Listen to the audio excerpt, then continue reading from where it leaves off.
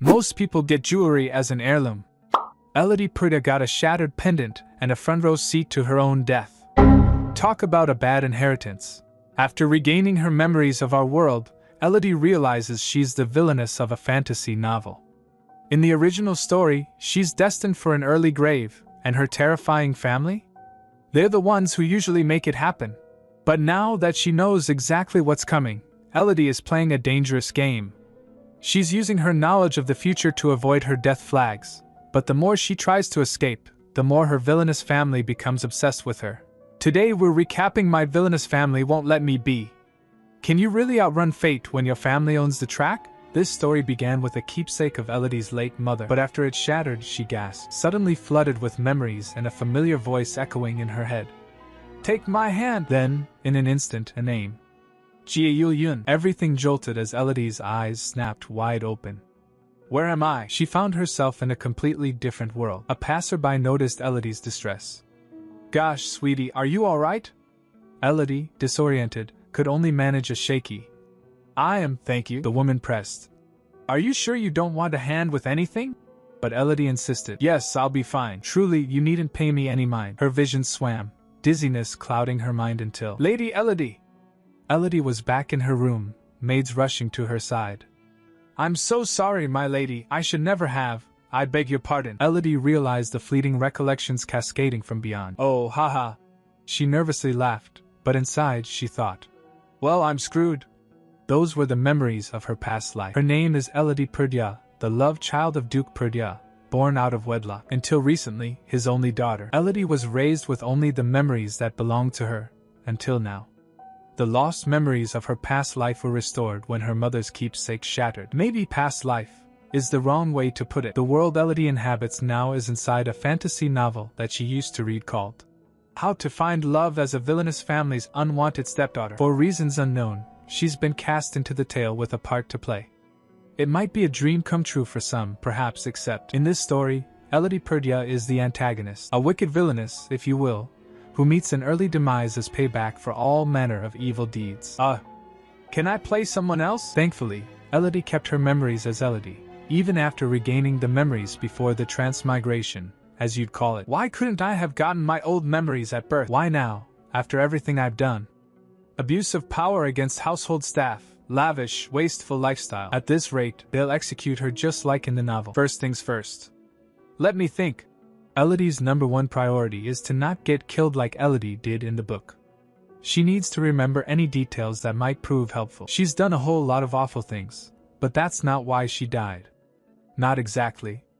There was another reason that's outside of her control. In the end, the biggest problem is her father, Duke Purdia himself. He is the ultimate bad guy in this novel. Like the heartless villain that he is, he didn't lift a finger to help Elodie as she faced her death. Thanks, Dad. Real fatherly of you. It's no wonder why Duke Purdia was so unperturbed by his daughter's brutal demise. Once you get to reading about the novel's heroine, Estelle, meet Estelle Purdia, a young girl who was adopted into House Purdia to be used as a tool for the Duke's political machinations, but eventually wins over the frosty Purdias one by one with the trademark warmth and kindness of the wholesome female lead archetype. You know the rest. It's a staple of the wholesome romance fantasy genre. Now, Elodie, who was betrothed to the crown prince, later has her betrothal annulled when her reputation is tarnished by rumors of her misdeeds. Then, true to form as a schemer who seeks to consolidate power through the crown prince, her father, as head of the renowned House Purdia, adopted Estelle, the novel's heroine, to betroth her to the crown prince instead. I've got to get away from this family. To do that, she has to evade Duke Purdia's eyes and ears. She could try to escape, but he'd find her in no time. Besides, a sudden attempt to cut and run would only raise suspicion, which means Elodie has to find a legitimate reason to leave this house before Estelle gets adopted. Easier said than done.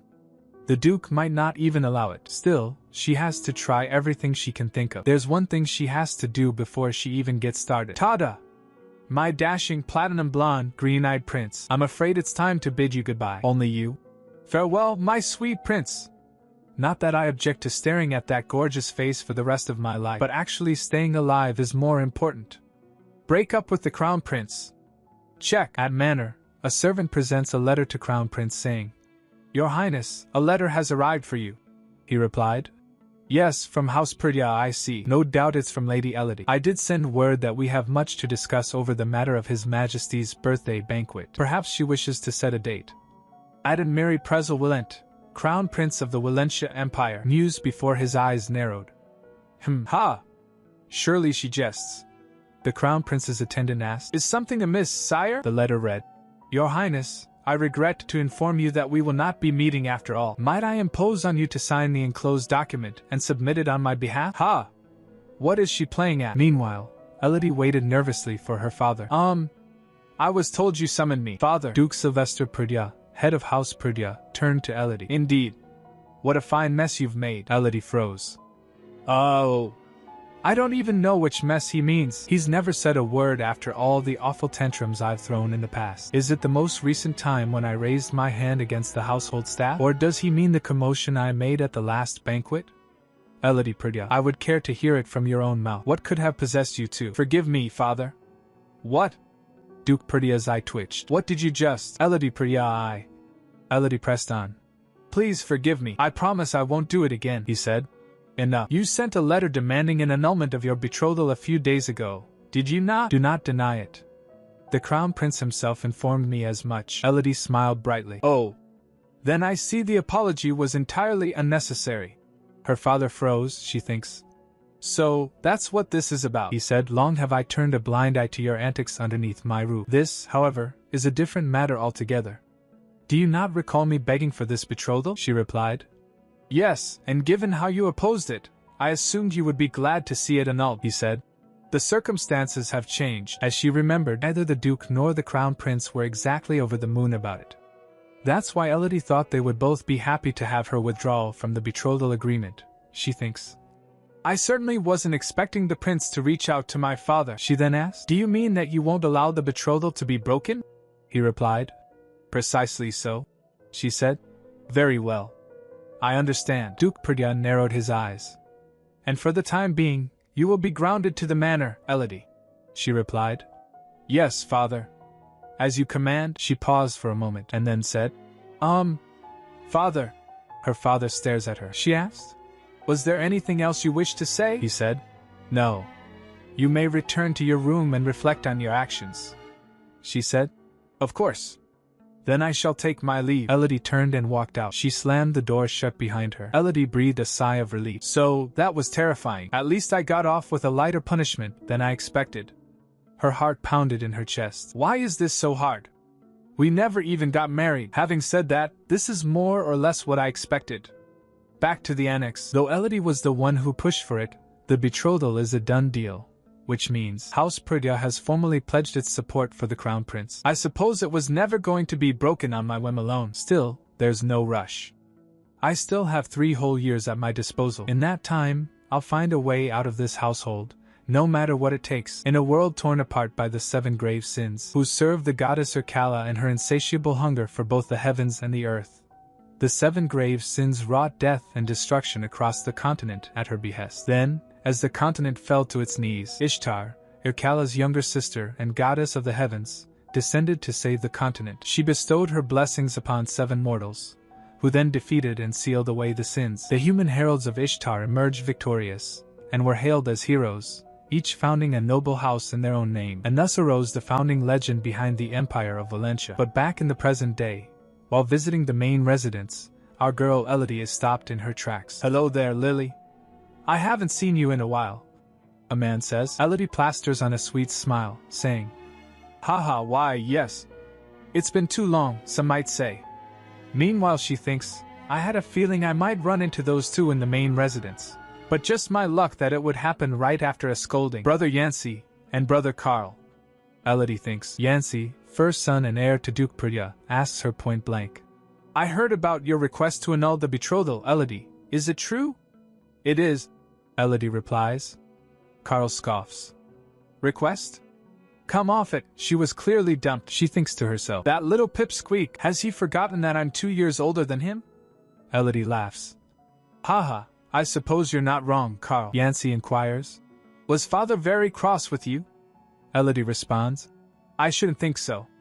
I was grounded, that's all. Yancy's lips quirk up in a small smile. I see. Well, it could certainly have been much worse, Lily. Yancy Purdya, direct heir to the Purdya bloodline, possesses the terrifying blessing of obliteration. Yancy's vaunted power to erase something from existence is feared by all, yet the true source of terror for them to be so wary of him stems from the nature of his character. You see, behind the illusion of kindness hides a calculating heart of ice.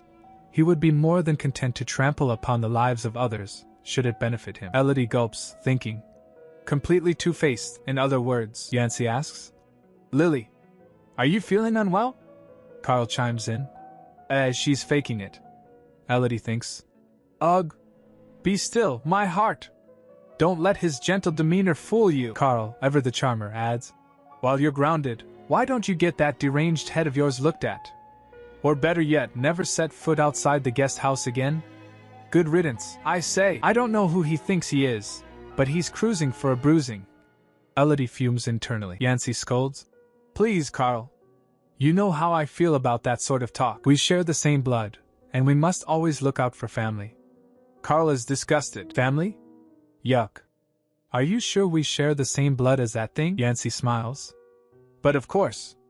Ishtar has blessed me with not one, but two beloved siblings. Elodie shivers. I don't know how he can tell such barefaced lies with a straight face. She thinks. Yes. Thank you, brother. Now, with your leave, I really ought to retire to the guest house. It was so lovely to see you both, Elodie says. Indeed. We should do this more often, Lily. Yancy replies smoothly. Carl said. Bleh. Did you hear that, Yancy? I almost emptied out my stomach at the sight of that little tyrant. Speaking of which, what's gotten into her today? Is she feeling unwell, I wonder? Carl asks. Yancy agrees. I do agree with you there, Carl. She doesn't seem her usual self. Something seems different about Elodie indeed. While Yancy and Carl both manifested their blessings as children, Elodie has been an unfortunate exception her entire life. But the reason is because she's not a true Purdya. Though publicly known as the Duke's daughter out of wedlock, in truth, she's not even that. There isn't so much as a drop of Purdya blood in her veins. And as soon as she was exposed as someone unrelated to House Purdya, she thinks, well, all the more reason to secure my freedom before I'm found out. You can do it, Elodie. But there's a silver lining to this giant cloud. Suddenly she started laughing weirdly. I told you, she's finally lost it. A maid whispers. Elodie chuckles. I would never have known if I hadn't recovered my past life's memories. Fortunately for me, I know that, one day, I'll manifest a blessing that I inherited from my biological parents. Jackpot! And not just any, but a blessing of purification bestowed upon the House of Duke Severus. Not so fortunately. In the novel, using my true blessing only results in me being discovered as a false Purdya and being put to death. Why does every timeline end with me being killed for not being the Duke's real daughter? And even less fortunately, Duke Richard Severus, my biological father and the head of House Severus, happens to be deep in a coma from which he shows no signs of waking. To summarize, I'm out of luck if I'm expecting any help from him. I've got the worst damn fathers. Elodie thinks. Once my blessing manifests, I should hide it as best I can. Alright, let's do this, and put it to good use, to earn my freedom before I'm exposed. Elodie makes her way to the garden of Duchess Purdya. Oh, how stunning, though its beauty hides more than just a few deadly perils. Even so, this is where my bid for freedom begins. Suddenly she heard footsteps approaching. It's not often you come here at all, Elodie, a woman says. I didn't know I was expecting you. What brings you to my garden? It's Demis Purdya, wife of Duke Purdya, biological mother of Yancy and Carl, and the greatest poisonsmith in all of Valentia. Your presence was missed, Madam Duchess, Elodie says. She then glanced at her. I had hoped to consult with you, however. Might I propose we speak while we take a stroll through your glass house? Demis is visibly startled. My glass house? Are you sure? Elodie smiles. Of course. As it happens, my question relates to the fine work you do, Madam Duchess. Demis wonders. As you wish. Come, you, how kind of you, Elodie said, while leaving. Demis pauses suddenly. Before we enter, Elodie, I must warn you that there are many things inside that may harm you. You mustn't touch anything without my permission. Oh, I wouldn't dream of it, Elodie replies. Then they both went inside. Now, what is it that you wish to consult me on? Demis asks. Oh, well, I heard a little rumor, so to speak. A rumor, you say? Demis asks. Elodie presses on. Yes, I was told the Imperial Palace has given you the order. Ah, yes, and? Demis asks. It all just seems so unjust. After all the hard work you've done for the common farmers, how could they order you to destroy the entire stock of pesticides you developed? Elodie asks. Though I appreciate the sentiment, there's not that can be done. I crafted the pesticide for the good of the people, that much is true, but it cannot be denied that the substance is toxic to the human body. Elodie perks up. See, that's where I come in. I believe I can help in that regard. Demis sighs. My dear Elodie, what could you possibly do to help? Demis stares at the bottle Elodie presents. Elodie smiles. It's the solution to your predicament. An antidote. Ode de antitoxin, Elodie Perdue edition, a counteragent of my own creation. Meanwhile she thinks. Step 2 in my road to freedom. Get money, get paid. The Duchess eyes Elodie suspiciously. Elodie, do you expect me to take what you're saying at face value? I do hope this isn't some ill-advised prank to make a mockery of me. Elodie smiles sweetly. I assure you it's not, though I did suspect you might be skeptical. If it would please you, why not try administering it yourself as a test? And if it doesn't work, guaranteed money back. The Duchess seems intrigued. Very well. I suppose I could humor you for a while, since you happen to catch me at a lull. Won't you come closer, Elodie? She beckons Elodie forward. Sure. Elodie replies cheerfully. The Duchess gestures towards a specimen. Take a look. What do you suppose this is? Elodie peers into the glass case, her eyes widening slightly. Oh my, it's a worm, isn't it? A rather large one at that. One might even think it's cute. Inside the case, a large, pink worm wriggles around, Duchess said. Yes, but it's no ordinary worm. What you see is a wormpent, the cause of the recent blight. A fiendish creature, its remarkable resilience and reproductive capacity are a threat to all crops. The Duchess explains the situation. What better test subject for the counteragent you've brought me? She then turns a valve. Elodie watches, startled. Are you dosing the wormpent with your pesticide? Yes, once the creature is well and truly under the influence of the pesticide, we shall see whether your so-called antidote will bring it back to health. The Duchess pours Elodie's potion into the case. Elodie stares intently, her hands clenched nervously. She thinks, not that I doubt my own potion, but I do feel tense having it tested right before my eyes. I know you're a pest, wormpent, but hang in there. The well-being of humanity and my financial future depend on it. She then peeked to see the worm, and she gets surprised. Suddenly, the wormpent twitches. The Duchess also got surprised. Praise Ishtar! The wormpent lives, Madam Duchess! The Duchess looks surprised as Elodie clasps her hands together in excitement. My antidote triumphed over the puny poison! Elodie exclaims triumphantly. The Duchess turns to Elodie, a thoughtful expression on her face. I do apologize, I didn't mean to slight your work. Meanwhile she thinks, I have to remember that she's not my friend. Duchess said, no need to apologize, girl. I'm merely impressed. You were always so quiet and faint of heart around me, you know. Oh, how times have changed. In any case, Elodie, I believe I owe you a fair price for this wonderful antidote of yours. Elodie thinks to herself. I did it, she said. I have one condition, Madam Duchess. I ask that you sell this antidote under your name, not mine. The Duchess raises an eyebrow. What? Elodie said. And in return, I'd like a cut of the profit, payable in cash. I'm sorry, but why wouldn't we use your name? The Duchess asks. Elodie replied. Because no one would believe that I made it, of course. Not only that, I'd prefer not to draw attention to myself. If you wouldn't mind, our entire deal should be kept a secret. She thinks, that is the only way I will be able to disappear without a trace when the time comes. The Duchess considers this. Fine. It'll be no loss to me, but I do have a condition of my own.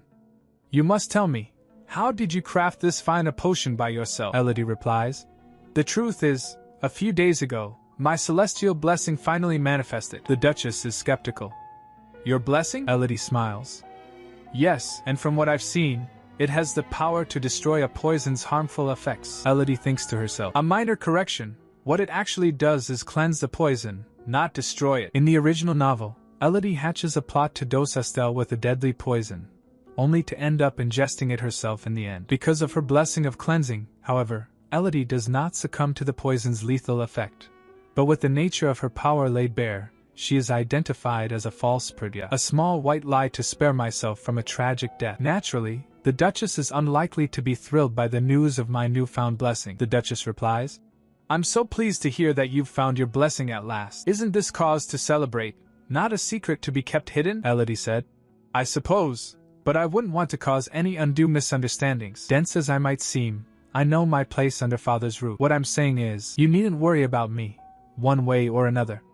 She thinks I'm the unwanted stepchild of House Perdua. I pose no threat whatsoever to you or your two sons. The Duchess stares at Elodie, then softens her expression. I see. I understand. How thoughtful of you, Elodie. Thank you for being so understanding, Madam Duchess. Elodie says, smiling. The Duchess raises her glass. Oh, it's the least I can do for my business partner.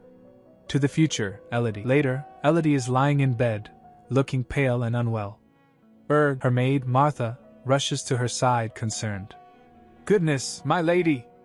Your face has been as pale as a callus ever since you went to see Madame Demi's, Martha continues, teary-eyed. I do hope you're not sick, my lady. What possessed you to go to that poisonous lair in the first place?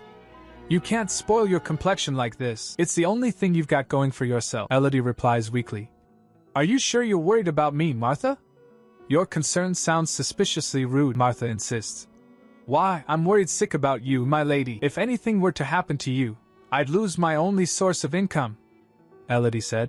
Martha, I swear, if you weren't my nanny's daughter, I would have had you thrown out years ago. No matter, I'm perfectly fine. Madame Demi's was as pretty as ever, in case you're wondering. Martha gushes. Oh, there's no doubt about that. The lady doesn't age. In fact, if I didn't know any better, you could tell me she's your sister, and you'd get away with it. Elodie sits up in surprise. My sister? Martha is oblivious. Finally, she rises. Let's get a move on, my lady. There's a guest waiting for you. Elodie is confused. A guest? I can't think of anyone who would want to see me, Martha said. Well, as your only friend in the world, I'm sadly inclined to agree. If only you could buy friends, Elodie deadpans. Martha, I wasn't aware I ordered a roast for dinner, Martha said. Just aside, you'd better get going, my lady. This is one guest you shouldn't keep waiting, Elodie asks. Really? And who is this guest of mine, exactly? Martha announces dramatically. Oh, just His Royal Highness, the Crown Prince of Valencia. We see the Crown Prince, added Mary, sitting patiently. He's definitely not happy, tapping his fingers and looking impatient. Elodie rushes in, looking flustered. 1,000 pardons, Your Royal Highness. It wasn't my intent to keep you waiting, added Mary replies. Pay it no mind. Please join me. I believe we have much to discuss. Elodie looks at him warily. She said, Before we begin, I must stress that my request for an annulment is genuine. And I sincerely regret that I pressured you to accept an engagement that you never desired in the first place, Adam Mary said. Regret? That doesn't sound like you at all. It's almost like you're possessed. Elodie smiles insincerely. Oh, you do amuse me, Your Highness. Why, I'm perfectly fine, he asked. Is that so? Your complexion does seem a little on the pale side, Elodie thinks to herself. What is it with everyone and my complexion today? I'm telling you, I'm fine, Elodie responds. Well, the problem is, I'm afraid my father is vehemently opposed to an annulment. I would be most grateful if you could speak some sense into him, Your Highness. He never listens to a word I say, Adam Mary asks. Lady Elodie, why is it that you suddenly desire an annulment? If I may speak candidly, I believe I've fallen in love. Adam Mary is taken aback. What? Elodie smiles sweetly. Yes, though it makes me blush to admit, but even I know that it would dishonor you to wed while I have another man in my heart. I implore you, please allow this annulment. Adam Mary looks down at her, his expression hardening. Lady Elodie, I will not go back on my word so easily. Adam Mary's sitting across from Elodie, and something's clearly amiss. He thinks back. As I recall, Lady Elodie coveted the Crown Princess's title above all else. How could she have found another love so soon? He remembers her claiming her affections for him were genuine. Yet now her disinterest is clear in her entire demeanor. Elodie's sipping tea, seemingly lost in thought. She asks, Are you listening to me at all? He continues in his head. How suspicious that her attitude should change overnight. There must be something more to this than meets the eye. I will not go back on my word so easily. She asked, shocked. I beg your pardon, he said. If this is some childish manner of drawing my attention, I warn you, you will not succeed. Damn, he's cold, he continues. It would be no trouble to grant an annulment if that's what you honestly desire. But this is no matter to be decided on a whim. We shall discuss the matter properly in due course. But suddenly Elodie clutches her head. Oh. My head feels a little fuzzy. Adam Mary just sees this as another play. Now, with regard to the preparations for my father's birthday banquet, I believe it's best to communicate in writing, he internally scoffs. And now she feigns frailty to draw my sympathy. What a laughable charade. He smirks at the thought. But then, Elodie just straight up falls off the couch. Adenmiri's eyes widen in shock as she slumps to the floor. Lady Elodie, is this an act? If this is a jest, it's in bad taste, Lady Elodie. Do not humiliate yourself. You've made your point, Lady Elodie. Please, you may rise. He actually reaches down to try and help her out. Lady Elodie, but she's out cold. She's unconscious. That means she actually fainted, he shouts. Somebody!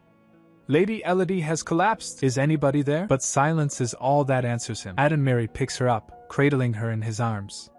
She may only be the Duke's illegitimate child, but it's a disgrace that there is not one servant to tend to her in her hour of need. Carrying her, he thinks.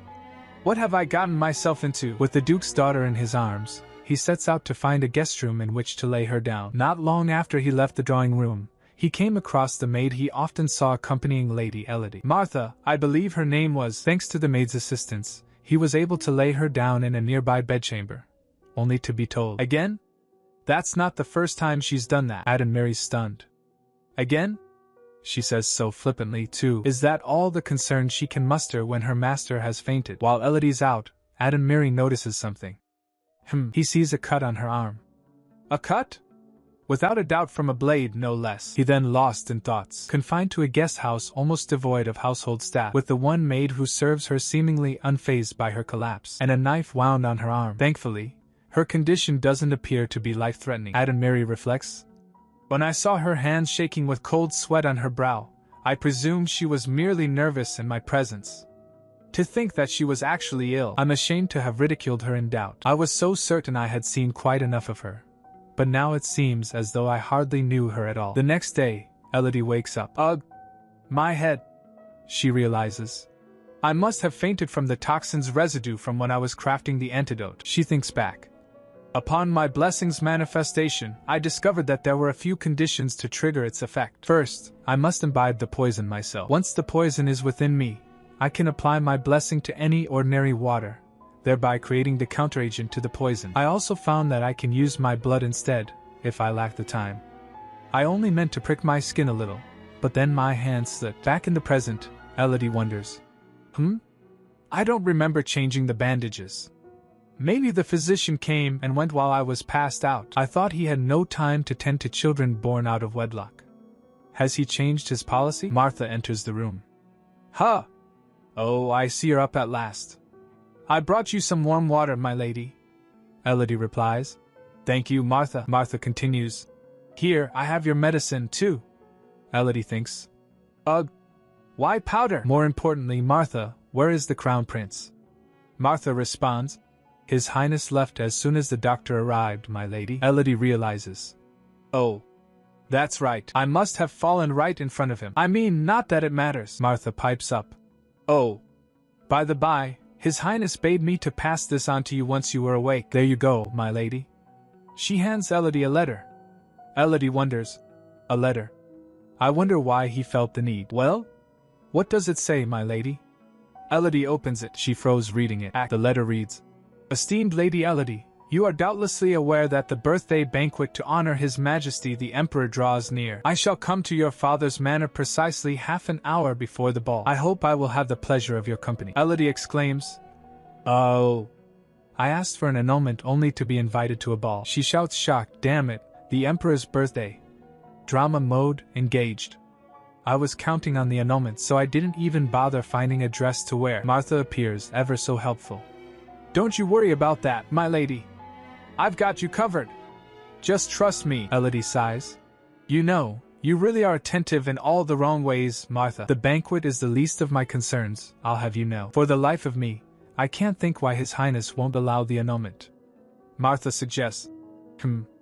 You never know, maybe he's finally fallen head over heels for you. Elodie asks. What? The Crown Prince, falling head over heels for me? That's absurd, Martha. Elodie's face darkens. Do not ever again spout such nonsense in my presence again. Martha stutters. Is it really that absurd to think, my lady? Elodie asks. Did I stutter? Elodie considers. Well, this definitely throws a wrench into the works, but I still have plenty of time. It'll be fine. 3 years remain until the Duke adopts Estelle, and my preparations are well underway for me to gain independence by then. Until then, my only resort is to stack cold, hard cash. Or at least that's what I thought. A few days later, in the manor hallway, she ran into a minor, yet most unexpected obstacle. A man greets her with a smile. Good day to you, my lady, Elodie thinks. A familiar face. Can I help you? The moment she saw his face, she was reminded of a passage from the book. Who would have suspected his kindly face? Hector Arold, Duke Perdia's most trusted aide.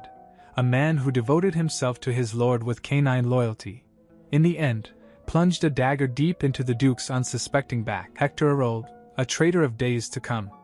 In 3 years' time, he would be instrumental in betraying the secrets of my bloodline. Last time, Elodie tried to poison Estelle, but the wine got switched. Lucky for her, her newly awakened blessing of cleansing negated the poison's effects. But in exchange, her true identity was revealed. Turns out, she's Duke Perdia's illegitimate child. And when all is said and done, Elodie meets her fate, scorned and abandoned. She thinks, who switched the fateful glass of wine, you ask? Behold, she continues in her thoughts. Hector ultimately betrays House Perdia in favor of the second prince. Since Duke Perdia supports the crown prince for the throne, he decided to switch the poison for one purpose alone. To sever the alliance between the crown prince and House Perdia. Elodie wonders, how long has he been an agent of the second prince? It won't be for another 3 years before his treachery is laid bare. I wonder if there's a way to discern his true intentions in the present. How could this puppy dog smile hide a hyena's grin? My lady? Hector asks. But she's still lost in thought, thinks, even so, I don't intend to give him a reason to kill me in this life. I can't imagine I need to be suspicious of him just now. For one thing, I have no plans whatsoever to assassinate Estelle myself, she then said. Oh, I was just taking a stroll because I was bored. I may be grounded, but there's no need to confine myself to my bedchamber now, is there? He said. Of course, my lady. I dare say your lord father wouldn't deny you that much, she thinks. I'll have long flown the Duke's nest by the time Hector brings his plans to bear. Whether he's a traitor already or not is none of my concern. Still, I'm not sure I can sleep soundly at night without knowing his intentions. Hector thinks to himself, it's true what they say. Lady Elodie really has lost her marbles. But Elodie is just thinking. Perhaps I'll test him with a little trap, she says. Mr. Arold, might I confide in you with something that has been troubling me of late?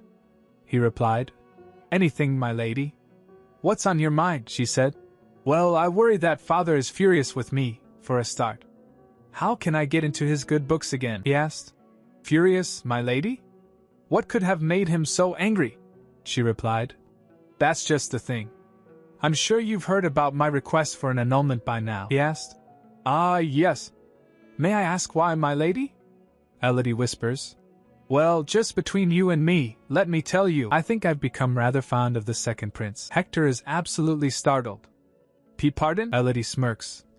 A fitting reaction, to be sure. I basically confess to having a crush on my father's political nemesis. Supposing that Hector is already in league with the second prince, he'll waste no time in conveying what I've just told him. Born out of wedlock or not, I'm Duke Perdia's daughter nonetheless.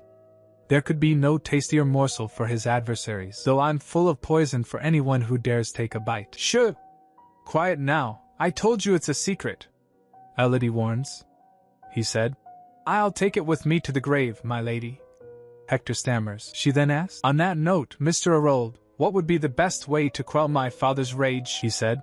If I may be so bold, perhaps you could simply refrain from doing anything to vex him further. How very wise of you, Mr. Arold.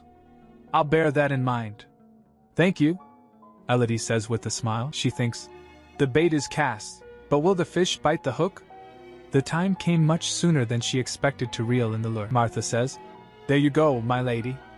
It's done, Elodie replies. Thank you, Martha. Well, what do you think? Elodie is dressed in a beautiful green gown, Martha stutters. Well, I'm no magic mirror, my lady, but out of all the ladies at the ball, you'll be the fairest of them all. Elodie huffs. At least say it like you mean it, will you? Although she was still grounded, it was Elodie's duty to attend official events as a member of House Perdia. For example, today's birthday banquet in honor of His Majesty the Emperor. Elodie is all dressed up now, but she's also accompanied by Adamiri. He stood near the carriage waiting for her. She thinks, would you look at that sour face of his? It's not as if I'm thrilled to have him as my escort, she says. It's truly an honor, Your Royal Highness. He remains silent. Is something the matter, Your Highness? Elodie asks. No, nothing at all, he replies. She thinks. Does he expect an apology for fainting in his company? Seriously? Adenmary says. Come, we ought to set off. Allow me to help you into the carriage, Lady Elodie. Oh, Elodie says, placing her hand in his. How kind of you. I do hope today's banquet will be a delight to us both. At the banquet hall, chatters filled the hall. They both enters in banquet arms in arms. Adenmary says, My lady, I'm afraid I have courtesy calls to make. By all means. Please, go ahead. Elodie responds. After he leaves, she thinks, now that the prince has left me alone at last, this is a perfect opportunity. Not far from the ballroom, a subtle rendezvous location that seems innocent in its conspicuousness. Greetings, Lady Elodie. A voice calls out. She thinks, there it is, just as I had predicted. Hector Arold, the personal aide to Duke Perdia, serves the second prince in secret. Long before the novel's story even began, if my suspicions are correct. Meanwhile, someone said to Adenmary, if you'd like, I shall take care of the matter as you've instructed, Your Highness. However, I do foresee a slight problem in that. Your Highness? He then asks. Your Highness. Have I displeased you in some? Adenmary interrupts. A moment, what do we have here? Why in Ishtar's name is Lady Elodie alone with Beltran? She's smiling most radiantly too. Could it be, he recalls her words, I believe I've fallen in love. Yes, though it makes me blush to admit that the one she supposedly has feelings for is that damned snake? Adenmary is reeling, utterly shocked. That's who she has affections for? The audacity. He can't believe Elodie would even consider his brother Beltran, muttering to himself. Surely she cannot be of sound mind. His aide tries to get his attention, but Adenmary isn't having it snapping. Not now, I'm in no mood to talk. He thinks second Prince Beltran had made a name for himself as a womanizer of notorious renown. Among all the young debutantes of Valencia, it was rumored that there was scarcely a soul who had not been courted by the prince on at least one occasion. He continues, and as if nothing would sate him, the prince was also well known in the pleasure district, where he was often seen carousing through the streets in a raucous display ill-befitting his station. In other words, Beltran was scumbag. Adenmary thinks, if Beltran's honeyed whispers have deceived her into wishing for an annulment, then I would be a fool to accept her request. He clenches his fist. Adenmary pauses, realizing, the lady may have bought into my scoundrel brother's lies, but I'm not so cruel as to let her suffer for her lack of judgment without first extending a hand in aid. It would be a gentleman's duty, no more, no less. Suddenly, Adenmary spots Elodie across the room. Wait, isn't that? Meanwhile, Beltran is laying on the charm, telling Elodie, I'd been hoping for a moment to make your acquaintance properly, Lady Elodie. It seems Ishtar herself has blessed us tonight. She laughed and said, haha. Enchanted, Your Highness. Elodie, though, is less than thrilled. Feels more like a curse to me. Beltran continues, are you a patron of the opera, Lady Elodie? I'd be honored to escort you sometime. Elodie replies with a fake smile. Perhaps one day. But she's really thinking, ugh, the day I die, most likely. Beltran is relentless. After that, I could hire out this wonderful restaurant nearby so we can dine in private and enjoy each other's company. Doesn't that sound delightful? In Elodie's mind, she's just screaming. Am I supposed to be impressed? You can dine alone, in hell, Elodie realizes. The fact that Beltran approached me first could only mean one thing, namely that Hector has already told him everything I confided in him. She thinks, now that I'm aware of his treachery, I have no interest in the second prince whatsoever, except now. He's more interested in me than ever. She mentally yells, why won't he take the hint and leave me alone? Beltran thinks, how bold of her to break off her betrothal on my account. He's clearly loving this attention. I wonder what my haughty brother would make of that. How amusing it would be to see Duke Perdia's reaction too. He smirks. Haha. Just look at this timid little flower. He continues to press Elodie. I must say, my brother is a heartless rogue. I, for one, wouldn't dream of leaving such a beautiful lady alone at a ball. What do you say, Lady Elodie? He leans in close. Elodie internally groans. Beltran says, I will grant you the honor of sharing a dance with me. But suddenly, a stern voice calls out, Elodie. Both Elodie and Beltran turn in shock. It's Duke Sylvester. Elodie thinks, Father. The Duke declares, I presume this conversation is done, and since my daughter and I have something to discuss, I shall take her with me. He raises his hand. Come, Elodie. Beltran stammers. Oh, Lady Elodie. Elodie thinks. Coming. She wonders. I wonder what father wants. It's exceedingly rare for him to seek me out at a social function. Duke Sylvester grabs Elodie's arm, pulling her away. Elodie is stunned. Is this a dream? She wonders. She pinched her cheek. Oh wow. That stings. This is most certainly not a dream. The scene shifts to a balcony, the cool night air a stark contrast to the crowded ballroom. Elodie nervously asks, Father, is there something you'd like to say to me? Sylvester stares down at her. Elodie turns to face him. Why yes? She thinks. Even the way he says my name has me on edge. Sylvester continues. You'd do well to keep the second prince at arm's length, Elodie replies. Oh. I had no intention to the contrary. He happened to strike up a conversation, and I was only being polite in return, Sylvester says. Good. The prince's penchant for debauchery is an open secret. I suggest you keep well away from him at social occasions and ignore any letters he might send. Elodie reassures him. Of course, Father, you needn't worry. But then she pauses, thinking. Worry? About what? Father, could it be that you were worried on my behalf? She looks up at him hopefully. Sylvester remains silent. Elodie thinks. As I thought. His silence tells the tale. He then said, Perhaps I was. She asked tentatively. Perhaps you were, Father? Sylvester finally relents. I agreed that I was concerned. Elodie is shocked. Concerned? About me? Sylvester sighs. How many times must I repeat myself? Elodie thinks. The face of a concerned parent. But she quickly realizes. If he is worried about me, I certainly couldn't tell by his expression. Besides, whether it's true or not, once he discovers that I'm not his daughter by blood, he'll kill me without a moment's hesitation. She steels herself. Father, may I confide something in you? Sylvester replies. You may. Elodie begins. I realize this may sound ridiculous, like some fanciful story that I've made up for attention, but you should be wary of your aid, Mr. Arold. She thinks. Every favor I do in aid of House Perdya contributes to my own safety. It's an insurance of sorts. Sylvester is taken aback. What? Elodie continues in her thoughts. If the Duke is able to weed out the traitors in his service, it'll be sure to help me in the future as well. Besides, I suppose it's my way of thanking him for raising me. Meanwhile, back in the ballroom, the ladies mutter seeing two handsome guys. Carl and Yancey stood there chatting with each other. Carl is ranting to Yancey. Did you see that shameless display, Yancey? I'm telling you, it's high time we had a physician check Elodie's head. Yancey warns him. Lower your voice, Carl. Carl continues. Admit it, you thought the same. Why in Ercala's name would she cast herself at the second prince like that? No debutante with her head screwed on straight would act that way in public. Yancey interjects. It was His Highness who threw himself in Lily's path, not the other way around. Carl scoffs. TSK. What difference does that make? You know she can't be let loose in high society. What will you do if she embarrasses us all with yet more of her usual shenanigans? Yancey simply says. Carl. Suddenly, Yancey's blessing activates due to the stress. He said, Oh dear, I do believe I've triggered my blessing from the stress.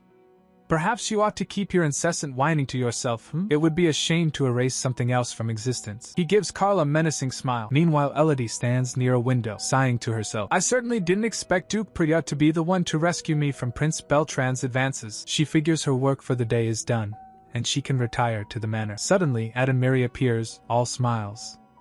Ah, there you are, Lady Elodie. May I have the honor of sharing a dance with you? Elodie thinks.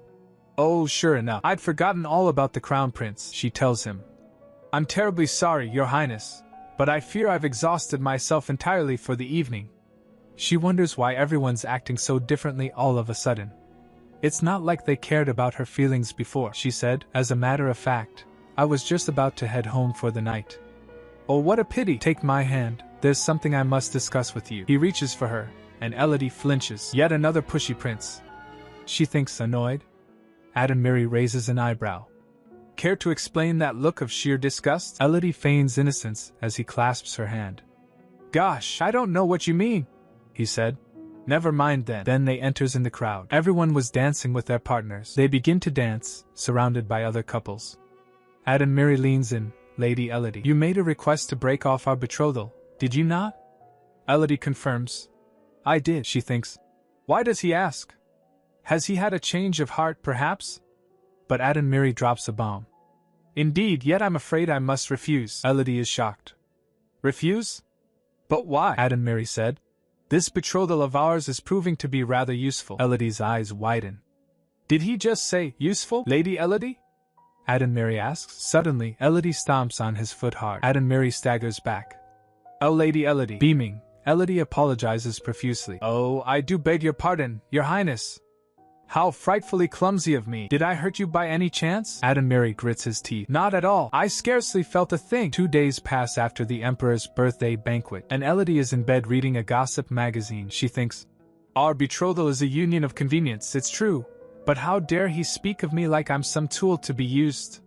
She recalls stepping on his foot several times. 1,000 pardons, I'm utterly useless on the dance floor. Flipping through the magazine, she thinks, what a bother that the Crown Prince is so adamantly opposed to an annulment. Does he not see that breaking off the betrothal early would benefit us both? Fine, let him come crying to me for an annulment once he falls head over heels for Estelle. Suddenly, her maid Martha rushes in, startling her. My lady. Elodie looks up, surprised. Good heavens, Martha. What is it? Martha exclaims. Have you done it again? Elodie stutters. Done what? Is it a crime to make mincemeat of the Crown Prince's foot? Martha is exasperated. I hear you stuttering, my lady. You know what you've done. Why else would Madame Duchess want to see you in her garden? Elodie gasps. Madame Duchess? She called for me? Martha confirms. That's what I said. She's expecting you in the greenhouse presently, Elodie thinks. My first memory of Lady Demys wasn't a particularly fond one.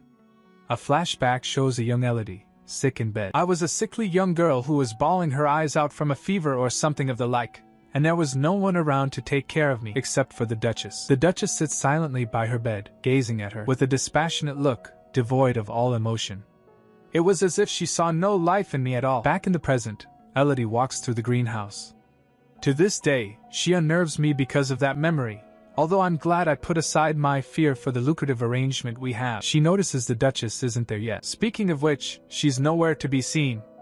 Where could she be? I hope she won't mind me looking around until she returns. She admires the flowers. Oh, how lovely! What a charming little flower. I wonder what it's called. She reaches out to touch one. A voice cuts through the air. Another inch closer, and that charming little flower will tear your arm clean off your shoulder. Elodie gasps and flinches, turning to see the Duchess standing behind her. And Madame Duchess! The Duchess explains.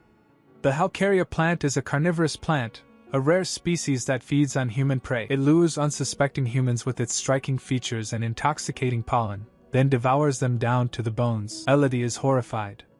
The Duchess says, You really ought to be more cautious, Elodie. Elodie apologizes. I'm sorry, ma'am. I didn't know.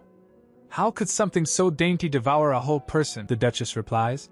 Of course you didn't know. It was only recently discovered on an uninhabited island off the coast of the Dvei Kingdom. She gestures to a nearby table. Would you care to sit? I would, yes. Elodie replies. The Duchess pours tea. Here, some chilled tea to calm your nerves. Elodie takes the cup. Oh, how thoughtful of you. Thank you, ma'am. Meanwhile, she thinks, I certainly could use something cool to drink after the fright she gave me. She quickly drinks the entire cup. The Duchess observes her. Duchess asks, Is that an empty cup I spy? Elodie gasps, realizing she drank it all. Should I have left some? She thinks, I drank down the entire cup before I even knew it. Well, she's the one who offered me a drink. I'm not quite sure why she's asking. Elodie thinks nervously. The Duchess says, No, it's just that my guests don't often drink the tea I serve without so much as a second glance. Oh. Elodie realizes. Given that Madame Demys is a poisonsmith by trade, I imagine someone who only knows her by reputation might suspect that she would serve poison in her tea. Not that I had any such doubts, knowing that my death won't come for another 3 years at least. But I'll only make it harder to escape this household if I reveal that I know more than I let on, she says nervously. I must have been parched from this unseasonable heat. The Duchess raises an eyebrow. So parched that you'd forego your instinct for self-preservation? Elodie then said, not to mention the delicious fragrance. But the Duchess said, the tea I served has no scent. Ugh, come on, Elodie. Think of something to say, she thinks. Oh, she said. If you must know, it's because you're my trusted business partner. Duchess is confused. Your partner, Elodie said. Precisely. I had a feeling I impress you with what I can do. Might I hazard a guess that my antidote has been approved for sale then? I thought that might be the reason why you wished to see me, she continues. And if we're to work together, I very much doubt you'd poison your own partner, Duchess agrees. I suppose you're right, Elodie, the Duchess smiles.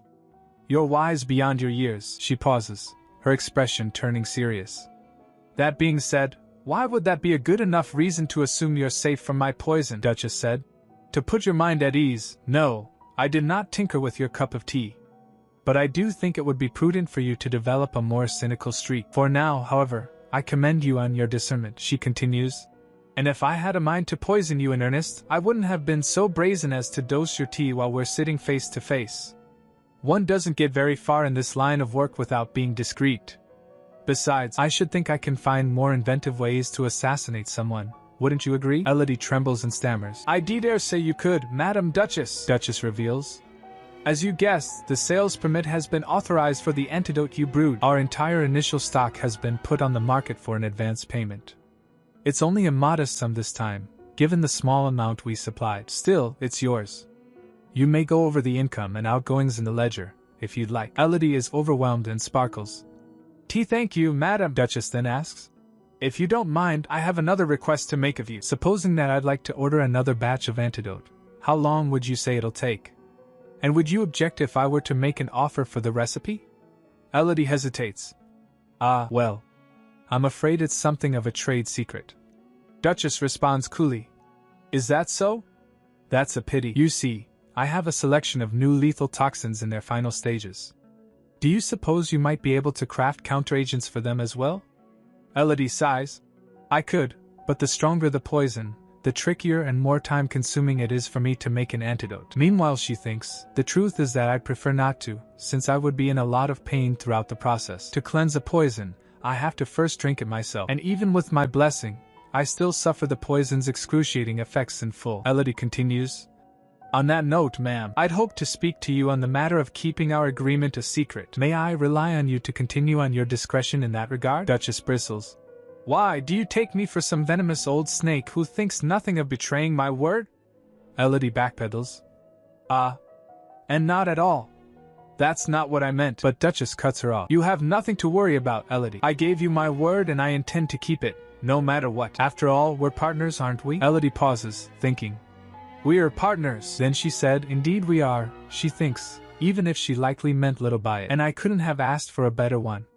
As a Perdua by name only with no true claim to the family bloodline, the word, we, was as sweet as it was alien to my ears. Later, Elodie is walking outside when she overhears someone say, throw this wretch into the cells below. She sees a man kneeling, surrounded by guards with swords. The man cries, Why, your grace! I must protest. I've done nothing but serve you and House Perdua faithfully with full devotion. How could you? A sword is pointed at him. A voice booms. Bite your traitor's tongue. There is full evidence that condemns you as the second prince's spy in our midst. The kneeling man shouts. No, it's not true. It's a conspiracy. That devious philanderer of a prince wants nothing more than to sow discord under our roof, your grace.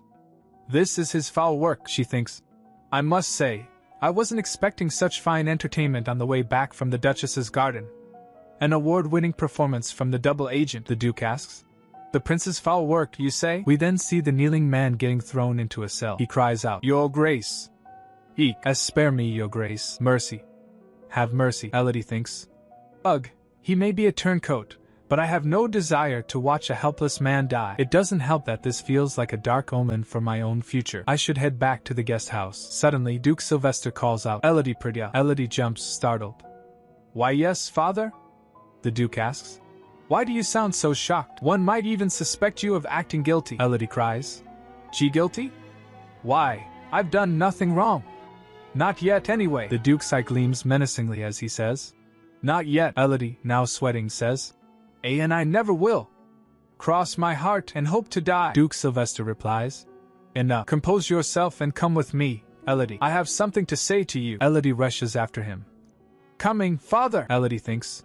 When he told me to come with him, I assumed we were headed to his office. But instead, the Duke leads her to his bedchamber. Elodie wonders. But this is the Duke's bedchamber. What are we doing here? The Duke tosses his coat on the bed and tells her. Take a seat. Elodie nervously sits down as the Duke asks.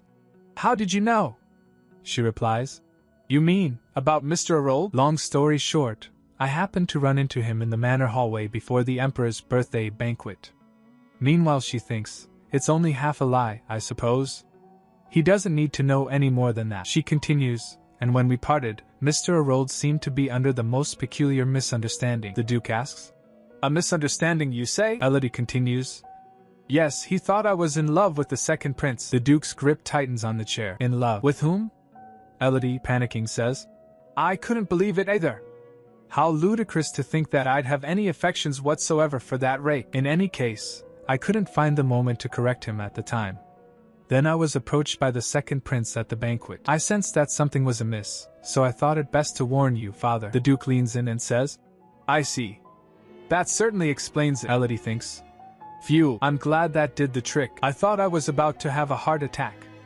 The Duke then states, with all these vermin leading double lives under my own roof, I mean to purge them and their foul influence at once.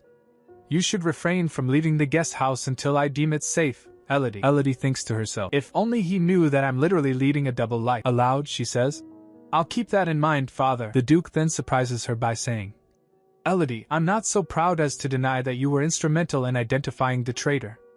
As such, name one request and I shall grant it as your reward. Elodie's eyes widen as she thinks, this is my chance. I never thought father would give me a reward for being a snitch. If I had my way, I would have him swear to me that he will not take my life under any circumstances. In that case, I'd be grateful if you could grant me my freedom again, father. But this isn't the time yet, the Duke asks. Is that all you could think to ask? Elodie replies, of course. What else could I possibly want? She thinks. Operation appear as harmless as possible. The Duke says, very well, you may have your freedom once more. Elodie celebrates, but then the Duke adds, but in return, you will abide by one condition. Elodie gulps, wondering what that condition could be. Elodie's father agrees to let her leave the house, but there's a catch, of course.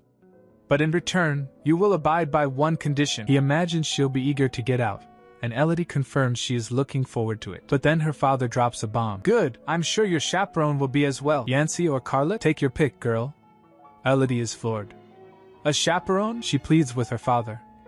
Father, do I really have no choice but to have one of my brothers join me wherever I go? Surely a household knight would do. But Daddy dearest is firm. Prince Beltran may approach you again whenever he sees fit. A household knight would not have the authority to bar his path. Elodie is conflicted, trying to decide which brother to pick. But then she has an epiphany. Father, I've made my choice. She thinks, I take it back, one is more than enough. I can't handle both. Her father is pleased. Excellent. I knew you'd see sense. Now, who would you prefer to have as your chaperone? Elodie smirks, knowing she's won this round. Well, since you insist. Cut to Carlet, looking absolutely horrified. What? Why on earth would I go anywhere with you? Elodie crosses her arms, unimpressed. Hasn't father told you anything? He's her chaperone. Carlet is clearly not happy. Why, you're telling me that wasn't father's strange attempt at deadpan humor? Elodie gives him a death stare. Of course not, he's humorless. Well? Do you refuse? Carlet throws a fit. Damn right I do. I'd rather die. But Elodie isn't backing down. Have it your way then. I'm off to inform father. Oh, Carlet knows he's been played. Time to cause some drama. He grabs her hand, and Elodie turns to him, feigning innocence. Was there something else? Carlet grits his teeth and says, Fine. She asked, I'm sorry? He continues, I said I'll come with you, damn it, but you'd better not tell father that I grumbled. Swear on your life. And so, Elodie and Carlet hit the town together. They walk through the streets. Ha, what a colossal waste of time this is. Carlet complains. Elodie chuckles to herself. Honestly, Carlet's a hothead. But he's so much easier to deal with than a riddle like Yancy. Carlet is still whining. Where's your personal maid, anyhow? Isn't this her duty?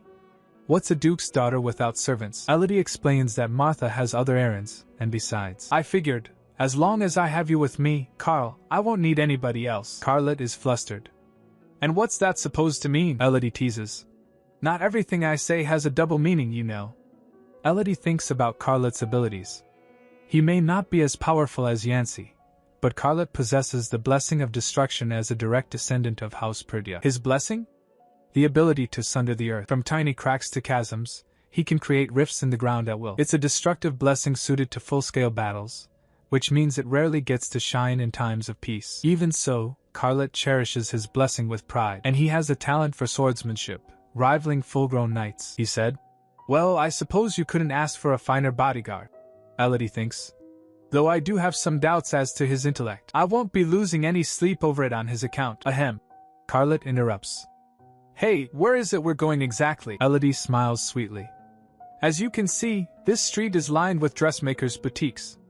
I mean to browse every single one. Carlet is appalled. What? Why didn't you just summon them to the manor instead? Why traipse all the way here like a peasant? Elodie just smirks. I have my reasons. You'll see, she asks. You've heard of Blanco Blanc, I presume? I've been dying to sample the chocolate fondant there. Bring me some, would you? Carlet is incredulous. Me? You brought me all the way here to buy you some silly chocolate cake? But Elodie is unfazed, among other things. Run along now, Carlet scoffs. I'm no fool. I've heard people queue for hours because of how popular it is. Are you telling me to wait in line for Ishtar knows how long? This is absurd, he complains. You know, you really could have had the servants do this for you instead. Elodie shrugs. No one's forcing you, Carl. I would hate for you to feel that I backed you into a corner. That being said, what's the alternative, I wonder? Carlet asks. The alternative to what? Elodie replies. I'm asking you how you'd feel about Father hearing of your disobedience. You didn't think he would let you off lightly when you disobeyed a direct order, did you? She smiles, knowing she's won. Elodie continues. I do worry as to how he might take the news. Elodie continues. Why, he destroyed a perfectly good armchair just the other day, all because I misspoke. I shudder to think what he might break next. Still, no need to fret on that front, Carl. I'll make sure to put in a good word with Father on your behalf. Though I doubt my word carries much weight with him these days. Carlet sighs. Fine. Is that all you want? A chocolate fondue or whatever it's called? Elodie beams. Yes. It's a chocolate fondant. Don't forget, Carl. Hee. Like taking fondant from a baby. At the bakery, the display shows different sweets, and a long line of ladies waiting for their turns. While Carl waits in line, ladies whispers. By the 7 virtues, now there's a sight you don't see every day. Thank my lucky stars I fancied a treat today. The customers are whispering about him. Isn't it just adorable that Duke Perdia's fiery second son has a secret love for desserts? What a lovely surprise. One of them is definitely simping. If only he'd look this way. Carlet clenches his fist, annoyed by the attention. Damn it, the indignity of it all. Finally, it's his turn. And my lord? What can I do for you? The shopkeeper asks. Carlet stutters. I'll take a fondue? Fondue? The shopkeeper corrects him. A chocolate fondant, you mean? Certainly. How many would you like? The ladies are giggling. Did you hear that? A fondue? What a cutie! Most likely Lord Carlet's never had to order for himself. Then it's decided. At the next banquet, let's treat him to all the desserts he has yet to try, Carl said in serious tone. Pack your entire stock and have it sent to the Perdia Manor. The shopkeeper is terrified. Why yes, my lord, Carlet adds. And I'll take 1 box to go. Then he went to a boutique and shouts. Hey! Elodie, the lady exclaims. Goodness, welcome to my boutique, Lord Carlet. Carlet, holding his box of fondant, asks. Pardon my intrusion. Where is my sister? The lady replies. Lady Elodie, my lord? She told me she had an errand to run and left some time ago. Carlet demands. How long ago, exactly? The lady stammers. Well. It's been almost 2 hours already. Carlet's eyes widen in alarm. What? Elodie's skipping through the sunlit gardens, remarking on how lovely the day is. But oh no! Disaster strikes. Oh, fiddlesticks. I've left my parasol at the boutique. She's kicking herself for forgetting it, especially since she just gave Carlet the slip. She figures even that airhead will notice she's missing soon, though his pride will probably keep him from ratting her out to the Duke right away. Elodie decides to play it cool and just tell the Duke she went to a nearby tea house. She then reached at Mage's Tower, where everyone was wearing cloaks. She was amazed and she thinks, so, this is the Western Tower of Mages. This is my first time seeing it in person. Inside, Elodie strides confidently toward a clerk, her heels clicking on the floor. Pardon me, good sir. Can I trouble you with an inquiry? The clerk looks up. Oh, certainly. How may I be of service? Elodie gets straight to the point. Well, I was hoping to put down an investment into a project of the tower. She pauses, wondering. Did I come to the wrong place? The clerk's caught off guard, but quickly recovers. If you're an investor then, suddenly, realization dawns on him. Wait, an investment? Elodie confirms it. That's right. I wish to invest. Is there a problem? Suddenly with the sound of whoosh a chair appears under Elodie. Problem? Hardly. The clerk is practically vibrating with excitement. A problem? Quite the opposite. I must beg your pardon for this paltry welcome. He's already conjuring tea. Please, tell me your favorite tea and I shall conjure it right away, he adds with a flourish. Viva capitalism! Elodie's taken aback by the sudden shift. That was a swift change of attitude, she said. Whatever you're pouring will suffice, thank you. The clerk, still buzzing, gets down to business. Now, my lady, have you had any thoughts on which project you'll invest in? He pitches the tower's gold mining stake, asking if it piques her interest. Elodie considers. Well, not that I'm opposed to investing in gold, but I was told that I can invest in an individual mage as a patron of sorts. The clerk is impressed. I see you've done your research. Do you have a specific name in mind, perhaps? Elodie doesn't hesitate.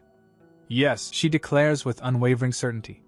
I'd like to invest my entire budget into the mage named Elvi. The clerk freezes, his cheerful facade cracking. But we have much better investment products on offer. Might I persuade you to reconsider your options, my lady? But Elodie is unshakable.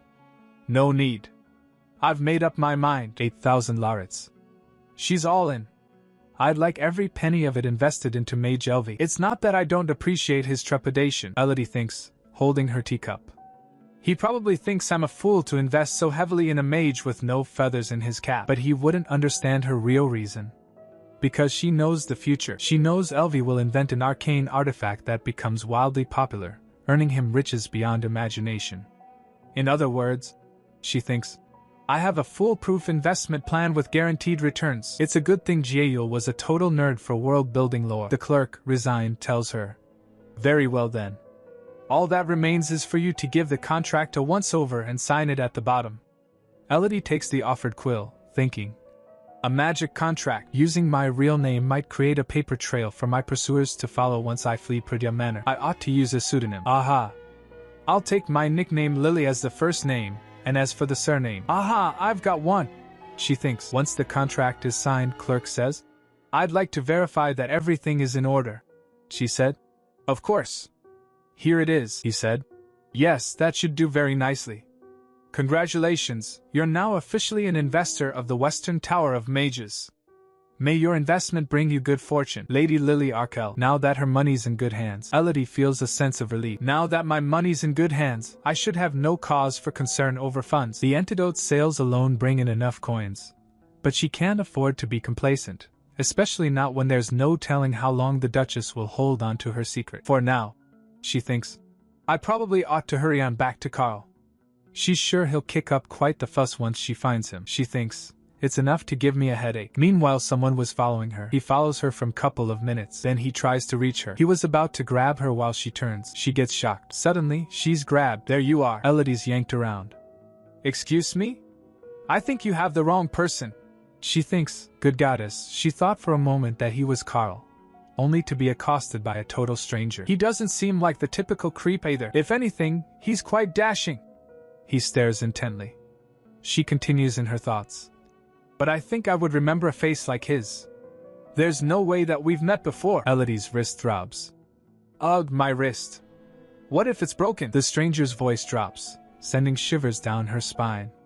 On the contrary, I believe you're exactly who I seek, Miss Jieyul. Elodie's blood runs cold. Who are you? She demands, her eyes wide with fear. For that matter, how do you know that name? He leans in close, his gaze piercing. Elodie Pridya. Just then, Carlet's voice cuts through the air.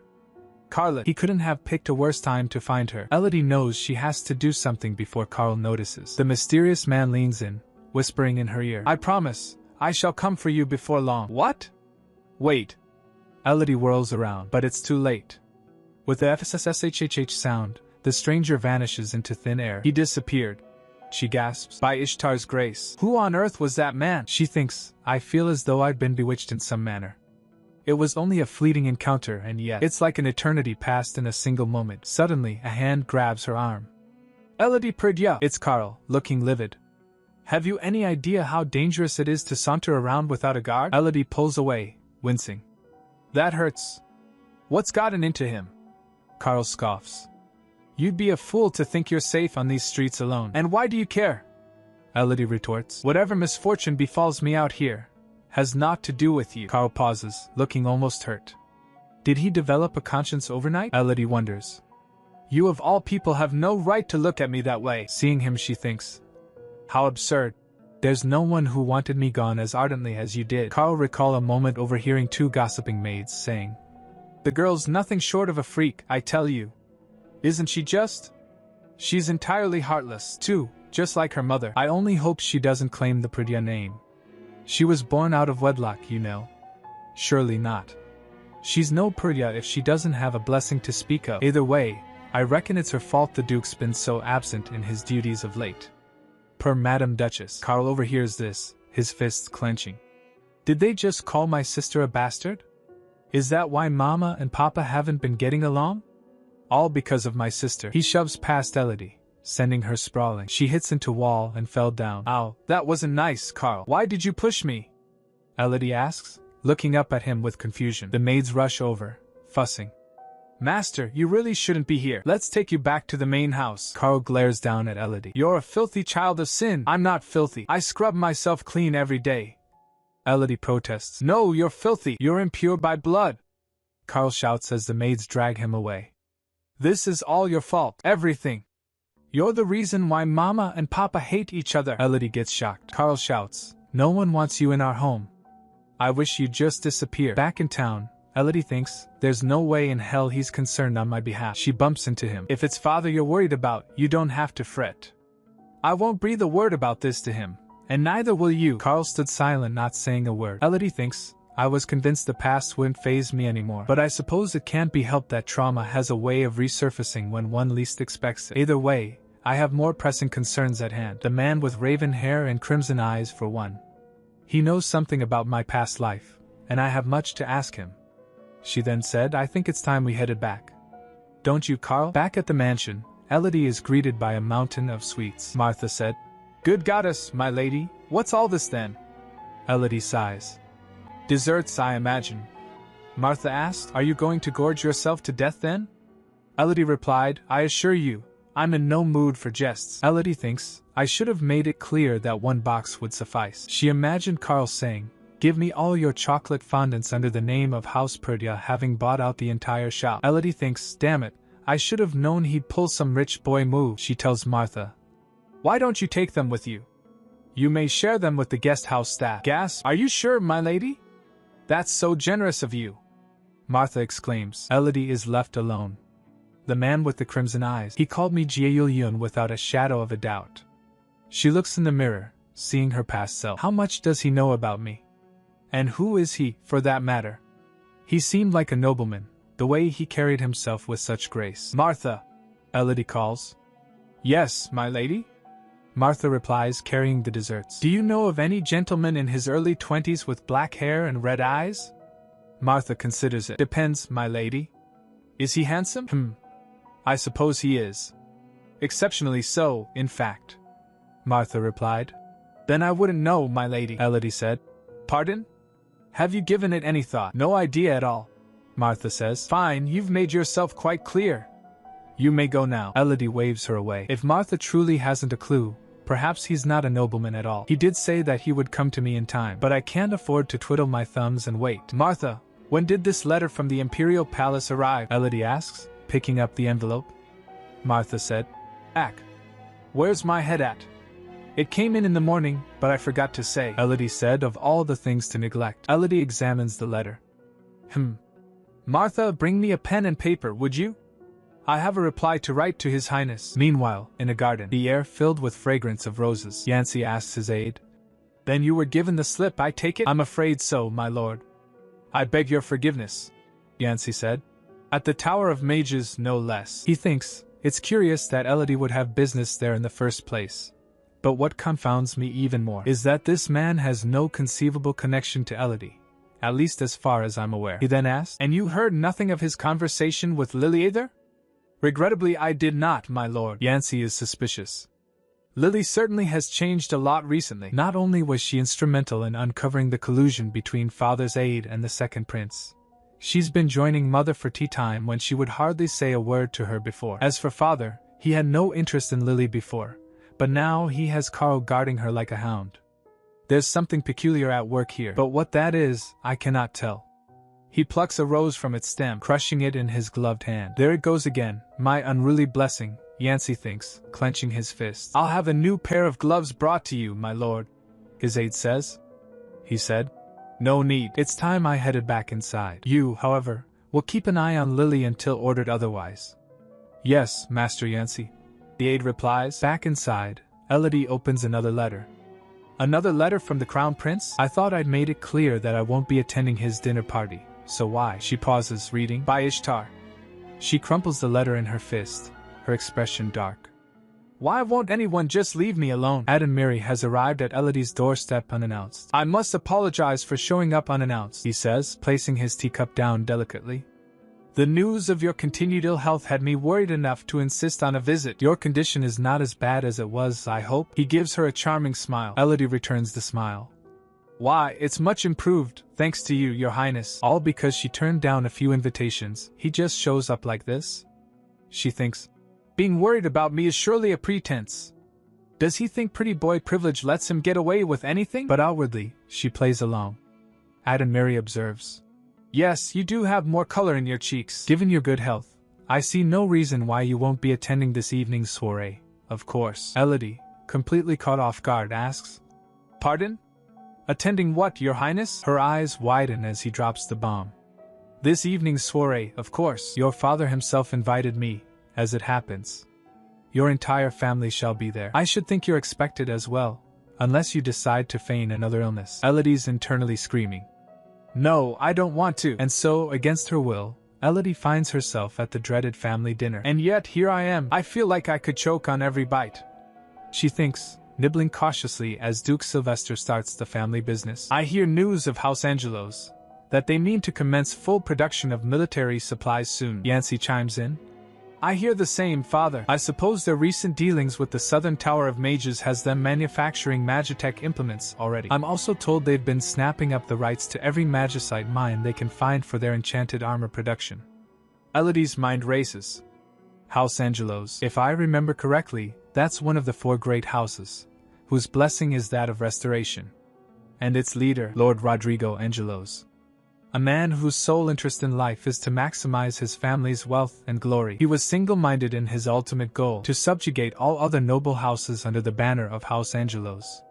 And the biggest obstacle to his ambitions? None other than Duke Sylvester Perdian. Duke Sylvester continues. I foresee no threat to us on that front, though I imagine it may present a pinch in the supply of materials in the long run. His wife, Lady Demise, suggests. Then why not purchase mines of our own, my dear? Won't it help to secure a supply line while we can? But Adonmiri interrupts. I'm afraid that won't be possible, Lady Demise. House Angelos has beaten you to the punch. Their claim over the vast majority of Magicite mines is all but a done deal. To challenge their market dominance now would be a fruitless endeavor. Elodie thinks to herself. He's not wrong that it'll all be in vain. Mines or not, House Angelos' downfall is set in stone. Magicite stone, at that. Oh, and what a brutal downfall it is, too. Looks like another common victory for House Perdia, but Elodie thinks. There are levels to this game. Sometimes it's rather entertaining to know the future. Our house may be in rough waters for a while, but in the end, Yancey will take care of it all. Duke Sylvester suddenly breaks the silence. Elodie. She paused eating. Startled, Elodie responds. Yes, Father? She thinks, goodness, he caught me off guard, he said. I would care to hear your thoughts on the matter. Elodie panics internally. And me? Why me? For all he knows, I should have nothing to contribute. Or has he read my mind somehow? Before she can answer, Yancey cuts in. Father, I hardly think Lily would want to speak on such a dense subject at the dinner table. Sylvester's glare is intense. I did not ask you to speak. He stabs his fork into his food. Forgive me, Father. I spoke out of turn, Yancey says quietly. Turning back to Elodie, Duke Sylvester says, Elodie, you may give your opinion freely. Elodie weighs her options. Rather than make a show of my ignorance, perhaps it would be best to score points with the Duke. Not that I have no sympathy for Yancey, but I have to put my own survival first. Adonmiri looks at Elodie, intrigued. Lady Elodie, she said, I believe there is another way. The Duke raises an eyebrow. Indeed? And what would that be? Elodie explains. House Angelos has bought up almost every mine in the empire, essentially achieving a monopoly. They may be one of Valencia's founding houses, but such a vast undertaking is sure to have drained their coffers. And if they're in the business of monopoly, I suggest we do the same. Carl scoffs. Haven't you been listening at all? You said it yourself, House Angelos already has most of the mines in their pockets. Elodie smirks. Of course, it's not the magicite mines I speak of. After all, the magicite stones aren't the only materials needed to manufacture military equipment. It's simple. We buy up every other material needed. It hasn't been long since House Angelos tossed their hat into the ring to partake in the arms industry, so I doubt they have many suppliers for anything other than magicite yet. In time, they'll have no choice but to strike a deal with House Perdea, at which point the materials can be sold to them at a steep margin. Duke Sylvester nods, impressed. Demis said, I applaud your acumen, Elodie. Elodie replies, Thank you, Madam Duchess. She thinks it's actually an idea of Yancey's from the novel that I've stolen as my own, but I must say, how thrilling. Elodie thinks, Is this how smart people feel all the time? This wine pairs perfectly with nefarious scheming. Adamiri is surprised, thinking, Was the Duke's daughter always such a shrewd businesswoman? One would think she's a different person altogether from the way she used to be. All those suspicious potions that I saw in her chamber, not to mention her strange unease within her own home. His expression darkens. What exactly is Lady Elodie hiding? Someone is furious, slamming their hand down on the desk. What did you say? What do you mean we no longer have a supply chain? Apparently, House Perdea bought up every mine in the Bremen region. It's not just that, my lord. House Perdea has also purchased every mine in the Bremen region. We have no one to deal with but the Perdeas, and just like that, their enterprise is hanging by a thread. This is a trap. If that infernal Duke holds a monopoly over the rest of the materials, he'll charge me an arm and a leg for the privilege of dealing with him. Then our enterprise has no choice but to fold. Foiled by that brat Yancey Perdea, no doubt. In fact, my lord, according to our informant, the idea did not come from his first son Yancey Perdea, but his daughter, Lady Elodie Perdea. The news hits hard. What? And you're certain of this? He's told. I'm afraid so, my lord. He thinks, but I thought his daughter is not but a useless love child who does not even possess a blessing. But it seems she has the Perdea knack for scheming at least. Well, we shall nip that in the bud, won't we? House Angelos announces sudden withdrawal from arms trade. Magicite mines up for sale with no buyers in sight. Cut to Elodie, looking pleased. I'll bet that moneygrubber's furious by now. She's been manipulating events from behind the scenes. This was a plot point that would be resolved much further down the line in the original novel, but I brought it to an early conclusion based on what I know of future events. It's not exactly ideal that I had to steal Yancey's idea, but oh well. I gotta look out for myself. But something feels off. More importantly, something seems amiss here. Why does it feel as though there are fewer potion bottles here than before? Have I counted them wrong, I wonder? Suddenly someone knocked at the door and she said, Come in. One of the staff enters. My lady, your lord father commands your presence on the matter of House Angelos, Elodie replies. Oh, does he? She thinks Sugg, then crafting antidotes will have to wait yet again. Duke Sylvester is already waiting, reading a newspaper headline about House Angelos withdrawing from the arms trade. Wow, it made headlines quickly.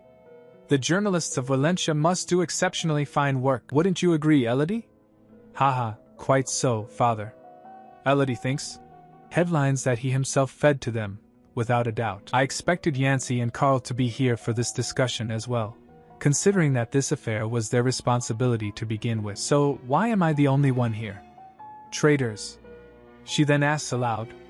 You summoned me, father? Duke Sylvester continues. Why? Is that a problem? Elodie nervously replies. I am sorry. No. Not in the slightest. It's just that. Relax, Elodie. I called you here to reward you for your aid. I believe this is the second time I've benefited from your sage advice of late, Elodie said. Oh, you flatter me, father. A lucky guess is all. Meanwhile she thinks, never mind that I've read all the spoilers, unfortunately for Yancey. He then said, luck had naught to do with it. Elodie thinks. Oops, was I too self-deprecating? No wonder he's suspicious, given that I've never once shown an interest in the family business. But if I hadn't spoken up for myself in that moment, I would have only disappointed the Duke as usual. It's better this way. But she's troubled. But why the sudden interest? First, he summons me on matters that ordinarily wouldn't concern me. Then he has one of his precious sons escort me wherever I go. Neither of these actions are like him at all. After all those years he couldn't stand the sight of me and banished me to the guest house. Elodie asks. Father, there is something that I must ask. Duke Sylvester replies. Very well. Speak, she asked. Why did you ask for my opinion in the first place? You've never once cared for me at all. Hearing this he flinched. Elodie thinks. I can't recall a single time he asked how I feel, ever since the day I was born. Not once. Duke Sylvester seems taken aback. It's simple. The woman you are now seemed capable of rising to the occasion. Elodie jolts. She thinks. The woman I am now, is he comparing me to the entitled brat that I was before? Or has he noticed something else? Duke Sylvester says. There's no hiding how you've changed in recent times, Elodie. And for the record, I may not have shown it, but it's patently untrue that I never cared for you. As you know, I put up a sterner demeanor than I mean to. If I've kept you at an arm's length, it was only to keep from frightening you to tears. There was not a moment where I did not care for you, Elodie. Elodie thinks. Don't buy into his saccharine words, because the very moment he learns that I'm not even his illegitimate child by blood, he'll put me to the sword without a moment's hesitation. Even so, if I can speak up for my true desire, just this once. Elodie steels herself. Duke Sylvester says. Tell me what would make a fitting reward. I shall grant you anything within my power, Elodie answers. In that case, father, I would like to hear you praise me. I want to feel loved, if only for a fleeting moment. Duke Sylvester reaches out and pats Elodie on the head. He said, You did well. Elodie chokes up, tears welling in her eyes. I'm proud of you, Elodie. The door opens and she left. While leaving, Carl sees her. He said, Oh, you again? What do you think you're doing outside father's? But she ignores him. He turns and said, Don't ignore me. Carl grabs her arm. I won't have you treat me like I'm invisible. That hurts, Carl. Please let go. He yanks her around. Wait, your eyes. Why were you crying? Did father punish you for something? What did you do this time? Elodie fumes. Like I said before, it doesn't concern you. Keep your head down and mind your own business, Carl. You know, as you've always done. Carl stammers. Hey, I'm just... Was there something else? Elodie asks coldly. Carl splutters. Huh. If you think I'm asking because I care about you, you must be delusional. I'm only wary of the shame you'll bring on House Perdea if anyone sees you in this state. On your own head be it if you're the cause of some unseemly rumors about our family. She thinks, I'm sure there's a word for this character type. He then said, You'd better not be wandering around gormlessly like this tonight. Just stay in your room. Elodie thinks. Tonight? Carl exclaims. Oh, come on. Don't tell me you've forgotten? Elodie thinks. That's right. Today must be the day. In truth, I had forgotten what a turning point tonight will be. The night of the lunar eclipse. Once every 3 years, there comes a night when the moon is devoured by the darkness. It was on this night that Yancy Perdea lost all semblance of control. Once every 3 years, a total eclipse of the moon shrouds the earth in stifling darkness. Devoid of celestial light, the realm of mortals becomes engulfed in the abyssal aura of Virkala, the goddess of the underworld, forcing the imperial household and the 4 great houses to lose their grip on Ishtar's blessings. Not that it affects every great house the same, however, though Elodie's blessing of cleansing has little to do with the frenzy of the lunar eclipse. The destructive blessings of House Perdea are a different matter altogether. After all, it was 3 years ago today that they literally blew the roof off the manor. Kaboom!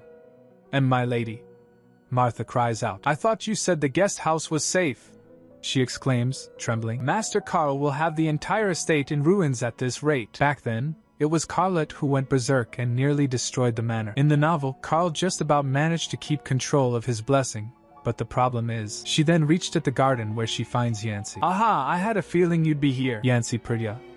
Elodie appears, holding her lantern. Though Yancy was regarded by all those around him to be well and truly capable of handling his blessing, his actual hold over his blessing of eradication was, in truth, far weaker than it seemed. Each night of the lunar eclipse, he would hide in his mother's garden and suffer the pain alone. What are you doing here? Yancy demands. 6 years ago, in her childhood ignorance, Elodie had no notion of how dangerous it was to wander the estate on the night of the eclipse, and happened to come across Yancy as she strolled through the garden. Get lost! He'd yelled at her. Be brother? Elodie had stammered. Leave me alone! Flinching, little Elodie cried, I am sorry! And turned and fled in fear and shame. But not this time. Brother? Elodie asks, leaning in close. I couldn't quite tell from the dark. Are you alright? Yancy groans. By all rights, it's Estelle who should shine in Yancy's hour of need like a dazzling ray of sunshine, comforting him in her warm embrace and scoring major female lead points, but Elodie means to steal the limelight from her. Go away, Elodie, Yancy hisses, crouching low. Elodie thinks. I seem to recall a passage saying that Estelle hugged Yancy close and patted him on the back. At any moment, she could have fallen victim to Yancy's deadly blessing. The novel said it was Estelle's selflessness that finally opened Yancy's heart. And if that's all it takes for him to open up, Elodie pats him on the back. It's alright. There's nothing to be scared of, Yancy. What difference would it make that he's in my arms and not Estelle's? She said while patting. Everything's going to be just fine. He felt relieved. Then, leave me alone, Yancy mumbles, slumping forward. I wish you'd disappear. All in good time, dear brother. I'll be out of your face soon enough. On that note, how long must I stay like this? Surely not even Estelle could lend her shoulder for the entire night. He then leans on her and fell asleep for a moment. Then he wakes up blinking his eyes. Elodie, Yancy questions. Oh. Brother Yancy. How are you feeling? Elodie asks, darting her eyes around. What are you doing here? He demands. Don't you remember? I was just taking a stroll and found you on the ground, he asked. Is that all? I certainly wasn't expecting him to forget everything. Elodie thinks. Then she said. Yes, nothing else happened whatsoever, she thinks. I wonder if it was entirely pointless to try, since I'm not the main lead of this story, she asked. Are you sure you're not hurt, brother? He said. I'm fine. You can leave now. I don't need your pity, no. I'm quite capable of looking after myself. Well, it's certainly a relief to hear that, Elodie says, rising. Then I shall let you have some peace. Good night, brother. Yancy glances at Elodie as she walks away. He recalls a memory, then thinks.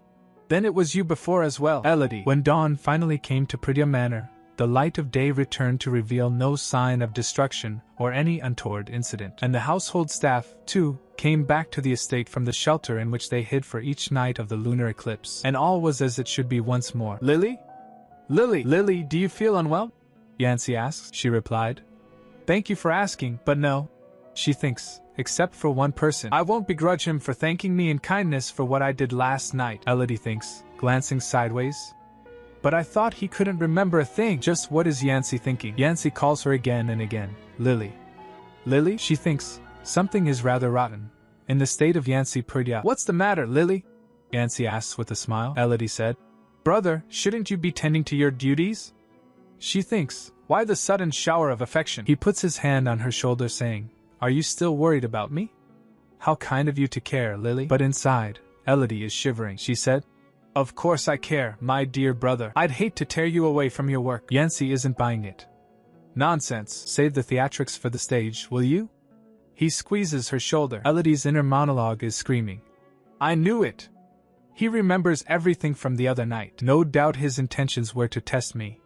He was biding his time to make sure that my lips are sealed. You know, Lily, Yancy continues, there is something else that you could do for me. He slips his hand around her neck. And what would that be? She asks, trying to keep her voice steady. Yancy smirks. You could allow me your hand for one. And my hand? Why on earth? Elodie is startled. So that he can erase me from existence? He glares at her first. Then he grabs her hand. He then used magic to test something. As I suspected, Yancy says. Elodie gasps. What did he suspect? Yancy starts. Elodie, you. Carlet interrupts. What? Will either of you explain what I'm looking at? Unless I'm finally seeing things. He looks totally confused. She thinks. Carlet. What are the odds they'd both come to the guest house at the same time? Elodie asks. Explain what? Carlet stammers. And never mind, I just came to tell you that Mother wants a word. Yancy raises an eyebrow. I didn't know you were Mother's messenger now, Carl. Carlet complains. Ugh. I just happened to bump into her in the hallway, that's all. She thinks. Oh, did you now? If someone could see us now, they'd marvel at what kind and caring siblings we seem to be. She thinks. Little would they know that none of us wished to be here. She then walks away saying, You know, you can spare yourself the trouble and have the staff pass on the message next time. Same goes for you, Brother Yancy. She thinks there's no love lost between the three of us, after all. Elodie chimes in. I'm sure you have better things to be doing than coming all the way to the guest house. She turns away, thinking. No. I really ought to get going, if Mother's expecting me. The less we see of each other, the better. We cut to Elodie, now face to face with the Duchess. I was told you wanted to speak with me, Madam Duchess, the Duchess replies. That's right. I'm glad you came, Elodie, Elodie says. Would this be about the antidotes, perhaps? In part, yes, though I don't see any cause for haste. The Duchess responds. Elodie thinks. In part? But why else would the Duchess summon me, if not to talk about our business venture? Oh, speaking of which, ma'am, am I remembering correctly that you gave me 11 types of antidotes to work on? The Duchess responds with a knowing smile. No, I'm quite certain I gave you 12, Elodie gasps. Duchess asked. What is it? Elodie responds. Well, I'm afraid one of them has disappeared, the Duchess replies. I see. Are you sure your maid didn't misplace it by accident? Elodie replied. No. I don't think that's the case. I'm so sorry, ma'am. It was careless of me. The Duchess waves it off. Oh, it's hardly any worry at all. Who would be so foolish as to try and sneak away a poison from Perdua Manor of all places? She smirks. If a petty thief stole it for no other reason than that it looked shiny and expensive, then they'll pay a hefty price. Whether they drink it and succumb to the poison, or attempt to sell it on the black market, and inevitably end up behind bars, either outcome would entertain me to no end. Elodie is terrified. It's downright terrifying to hear such chilling words come from a beauty like her. The Duchess continues. For now, find out which poison went missing and have your maid pass it on to me. I shall send you a new sample. Elodie bows her head. Thank you, Madam Duchess. I'll make sure to send you the antidotes as soon as they're done, Elodie thinks. I was convinced she would be furious to hear that I'd lost one of her precious toxins. What a relief. The Duchess continues. Now, a little bird tells me Carl and Yancey just won't leave you alone lately. Elodie spits out her tea. Oh my, is it a sore subject? The Duchess asks. No. Not at all. I promise it's nothing to be concerned about, Madam Duchess, she asked. Is that so? Elodie replies. I'll do my best not to get in their way. I won't trouble Carl except for the rare occasion that I need to go outside. And now, if you'll excuse me, I'll start working on those antidotes right away. Have a blessed day, Madam Duchess.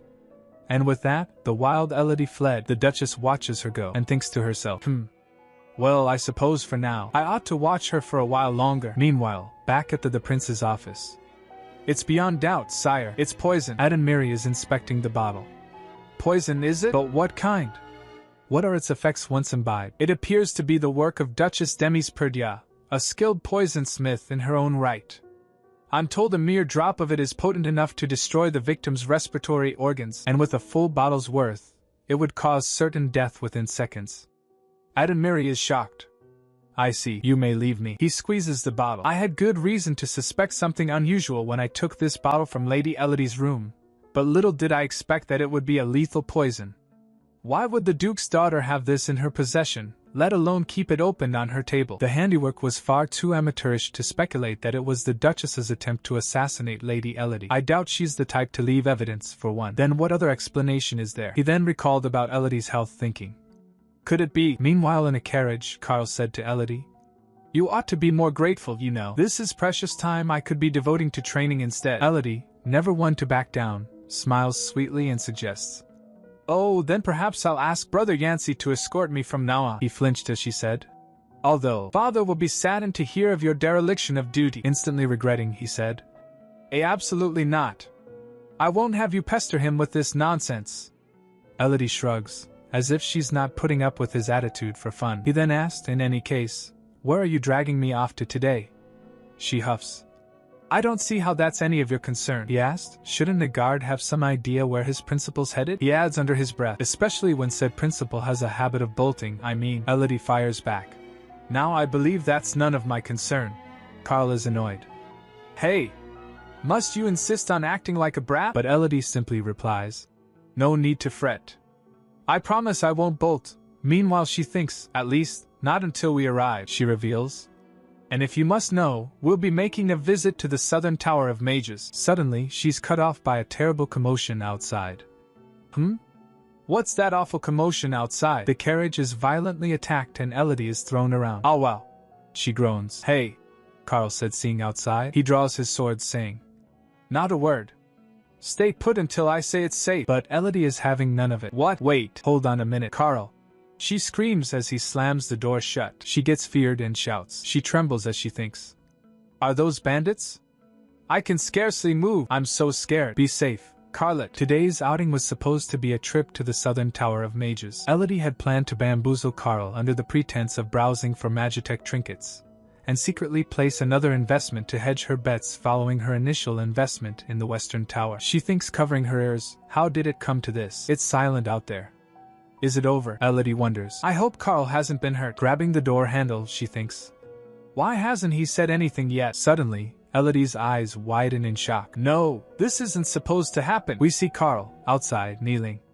Who could have brought a true Purdia like Carlet to his knees? Bandits surround him, blades drawn. Carl!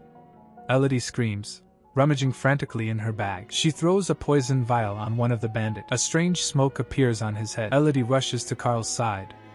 Carl, can you stand? He struggles. I told you to stay put, she asked. Never mind that. Are you able to move? He replied. Ugh. And not for the moment. Elodie clenches her jaw.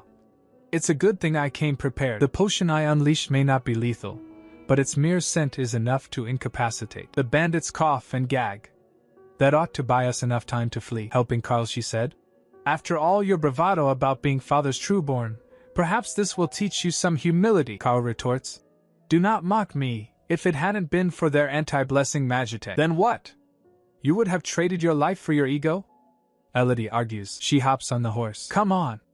Hurry, she urges, already halfway onto a horse. Carl hesitates. I'm wounded, Elodie. You'd be better off fleeing alone. Don't presume to know what's best for me, she snaps. I won't make it very far without you, and you know that. So if you're quite done with the self-pity, jump on. Carl sighs, a bead of sweat trickling down his face. Very well. But do you even know how to ride a steed? Elodie throws her hands up in exasperation. Must he vex me so to the very last? The horse starts running. The horse races through the forest. There they are! After them! A bandit yells. Elodie curses. They're on our heels already? I thought the toxins would keep them down for a while longer. Had I known this might happen, I wouldn't have neglected my riding lessons. Such irony. After all these new endeavors I've taken up to survive. The horse neighs, sensing the danger. I won't die in vain. This is not where my story ends. Elodie urges the horse faster. The ground crumbles beneath its hooves. The bandits arrived and shouts. It's the end of the road. Kill them, she thinks. It's times like these I wish my blessing was any use when it comes to fending off bandits. Suddenly Elodie sees the drop ahead. Carl? He shoves off the horse. He raises his sword to defend them. The bandits attack him and she shouts. Carl! No! A bandit lunges at Carl, but instead of Carl he went for Elodie. Carl turns and shouts. Elodie, get down! She flinched. Elodie looks up in horror. Ack. Elodie is thrown backwards as the horse stumbles. She thinks, there's nothing but a sheer drop down this way. Carl rushed towards her while she falls. Elodie! He reached for her hand. While falling she thinks, for some reason, my mind reached back into our past as I fell. Don't you dare touch me! Little Carl shouts. You make my skin crawl. Back to present he reached for her. He shouts while trying to save her. Elodie. Back and past, Carl said. You're a filthy child of sin. No one wants you in our home. And, don't you dare touch me. You make my skin crawl. Elodie's falling. She's falling and Carl yells out her name. He reaches for her, but it's too late. She falls down, and Carl kneels at the cliff's edge, staring at his open hand. Why? Why didn't you take my hand? Would you rather plummet to your death than owe me your life? Does your hatred run so deep that you would choose death over my hand? He clenches his fist, furious. As she falls, Elodie thinks, is this how I meet my demise? I did everything I could to forge my own path, but it was all for naught in the end. Was it always in vain to rage against fate? I'm not ready to face the beyond. Suddenly, someone catches her. Lying in his arms, she stares up at him, recognizing his face. I know him, the man who spoke of my past life. He looks down at her. Shh, rest your eyes now. Elodie struggles against unconsciousness. And no. There's so much I need to ask. I need to know. Meanwhile, back at the manor, Carl is on his knees. Forgive me, father. The blame is entirely my own. Duke Sylvester stands over him, his face grim. Where is she? He demands. Carl replies. She fell from the cliff on the way to the Southern Tower of Mages at the outskirts of the capital. The Duke coldly orders. Find her. Turning to his assembled men, Duke Sylvester's eyes narrow. Spare no effort. Resort to any means necessary. You are to report back at once with any leads, no matter how small. Carlet, you will remain behind and seek treatment for your wounds. Carlet protests. Father, I can direct the search myself. But the Duchess cuts him off. You've been poisoned, Carl. You must rest. His mother puts a hand on his shoulder, and his brother looks on sternly. Mother! Brother! His brother rebukes him. You call yourself a guard, Carl. Do you even have the faintest notion what your indiscretion has cost us? His mother calms him. Yancy, please. That's quite enough. Leave the search to your father for now, Carlet. Come with me and I shall get you fixed up in no time. Carlet argues weakly. But mother, but Duke Sylvester's having none of it. He turns, his expression resolute. I said nothing to suggest that you may not join the search party once you're fully healed. I will not risk you succumbing to your wounds, lest it hinder the search party. Carlet can only reply. As you command, father. Back in a mysterious room, Elodie wakes up. What is this place? She sits up in bed, startled. Ack. She clutches her chest. I was convinced I was done for, Elodie thinks, reflecting on her fall. But that man who caught me, it was him without a doubt. To think that he of all people would be my knight in shining armor. She steps out of bed, pondering. I wonder if there's a particular reason for his kindness. Be that as it may, there's no guarantee that I'm safe here. I have to make it back to the manor. Just then, the door bursts open. He freezes for a moment, and Elodie gasps. Oh, she said, seeing him, it's you. The man stares at her. Elodie said, must we stand here in silence? Hearing this, he flinched and said, Oh, pardon me. Brienne steps closer. I'm afraid you were wounded, my lady. Would you permit me to help you heal? Elodie hesitates, but agrees. Of course. She thinks, for now, it would be best to accept this man's aid. Though his motive is unclear, his disposition seems favorable, at least. Brienne gestures to a seat. Would you care to take a seat over here, my lady? She replies demurely. If you insist, he continues. And I shall need to tear your sleeve open as well. May I? Elodie nods. You may, but I must ask, she asked, are you a practitioner of magic? He begins bandaging her arm. Not as such, my lady, Elodie observes. I see. In that case, are you a descendant of one of the great houses? Brienne responds. I'm sorry to disappoint, but I am not, Elodie thinks. He doesn't appear to be lying. But it's difficult to believe when he's so princely in his looks. She clears her throat. Then at least do me the courtesy of sharing your name, sir. I have no idea how to address you, he answers. Brienne, my lady, Brienne continues. You may call me Brienne for now, if it pleases you. Elodie seems surprised, as she replies. Brienne, you say? Then, sir. I mean, Brienne, he asked. Yes, my lady, she said. If you'll recall, you called me Jieyulyun when we first met. What gave you cause to call me by that name? Brienne pauses. I heard it in a most peculiar dream. Elodie asks. A dream? Brienne explains. Yes, a dream of another world far removed from our own, amid the endless circle of my vision in slumber. It was there that I first saw her, she thinks. He saw me, Jieyulyun, as a vision in his dream? Elodie's mind is racing. Brienne had seen her as a vision, a dream, he tells her. I knew it was you at first glance, my lady. Jieyulyun of my visions, there in the flesh. He's holding her hand, but Elodie wonders. Is that all there is to it? He claims a woman named Jieyulyun appeared in his dreams, night after night. The moment he laid eyes on Elodie, he somehow knew she was this dream visitor. I realize it sounds peculiar, my lady, he admits. Elodie thinks. It does, although so does my own tale. And yet I don't recall any character by the name of Rian in the novel. She questions whether he even gave her his real name, but questioning him seems unlikely to make him any more forthcoming. Still, regardless of why he approached her, he doesn't seem to be a threat, she thinks. And Ishtar knows I have more pressing concerns right now. What an ungodly headache. Pray, what is this place? Elodie asks, looking around. Brienne replies. This is my humble abode, my lady, she asks. I see, and when I fell from atop the cliff, did you happen to see anyone else? He responds.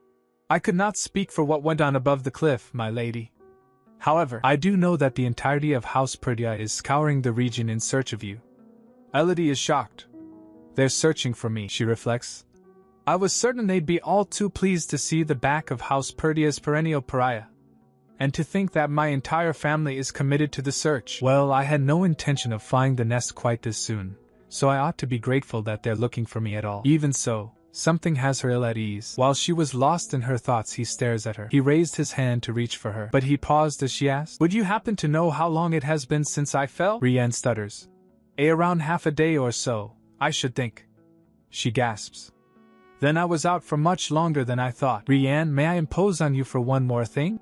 He replied. Of course, my lady. Just say the word, Elodie declares. I must return to Priya Manor at once. Would you guide the way? Back at Priya Manor, Duke asks.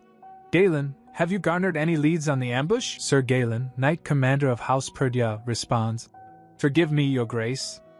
I regret to report that we've discovered nothing of whom the bandits serve as of yet. However, it does appear that the assailants were no ordinary bandits, but assassins intent upon Lady Elodie's life. Duke Sylvester asks.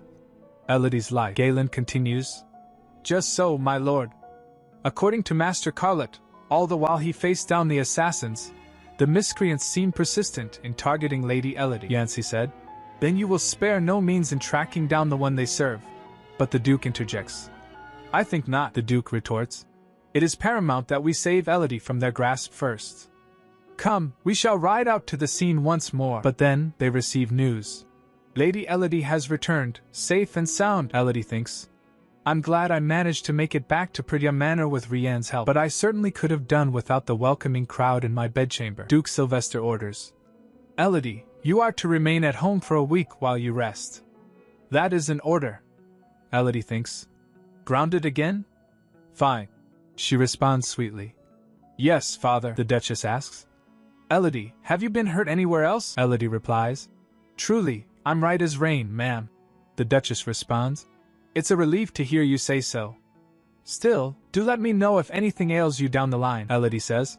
Well, there is one thing. If you recall the gift that you gave me, Madam Duchess. I'm afraid I used up the whole thing in the commotion, the Duchess responds. So I heard, Elodie. I couldn't have put it to better use myself. Would you care for some more? Elodie gets surprised by her response and says, Oh, I'd be most grateful, the Duke says. Very well, then you shall have it. Now, the hour grows late and you need your rest. We shall leave you in peace, her father adds. Take as much time as you need, Elodie, she replies. Thank you, father. Good night. Once they're gone, Elodie thinks. Finally, they've all left. I could scarcely breathe, except they've left a straggler behind, it seems, she asked Carlet. Was there something else? If so, I'd thank you to be brief. I'm utterly exhausted as it is. Meanwhile, she thinks. The last I saw, his wounds seemed heavy, but I presume he was promptly healed, seeing as how there's not a scratch on him now. He squeezed his hand, asking, Why didn't you take my hand? Elodie says. I'm sorry. Oh, Carl, he interjects. Were you so eager to die? She asked. Why? Have I disappointed you with my safe return? Carlet stutters. That couldn't be any further from what I meant, Elodie retorts. Then what did you mean, I wonder? Speak plainly, for I lack the strength to bicker with you. Let us dispense with the pleasantries and… Suddenly, Carlet hugs her tightly. Elodie is shocked. She asked. What in Ercala's name? He confesses. Fine, I confess. I was worried sick, she accuses. You're acting like a man possessed. He insists. I'm of a sound mind, I can assure you of that, Elodie thinks. Ha, I never thought I'd see the day, in this lifetime or the last. Is he crying? She demands. Calm down and explain yourself, would you? What have I done to deserve this? Is this your new way of tormenting me? Carlet says. I'm sorry, Elodie. I've wronged you in so many ways. All this time, I've held you in disdain and spoke to you with contempt. Hearing this from Carl, she gets completely shocked. He continues. I mocked the circumstances of your birth, and found a way to chastise you at every turn. I have no one to blame for my actions but myself, though I am sure the very sight of me makes you. She interjects saying, Just a moment, she asked. Have I ever said anything of the kind to you? He replied, making an innocent face. No, but you needn't say a word, she thinks. Is this character development? Elodie recalls the moment she fell from the cliff and said, Oh, you said it yourself, Carl. I'm impure and you were loath to even lay a finger on me. Carlet hugs her again and cries out. I was a cruel knave to ever say such a thing. There's nothing impure about you, quite the opposite. Elodie says dryly. How flattering, Carlet vows. I swear, dear sister, I'll guard you with my life from this day on. Elodie gets shocked and repeated his words. Dear sister, Carlet confirms. Yes. With Ishtar as my witness, I shall be a faithful hound at your beck and call. Elodie is dumbfounded. Does he have any idea what he's saying? The Perdya's mansion bathed in the moonlight. Rianne! Elodie calls out, startling him. He turns.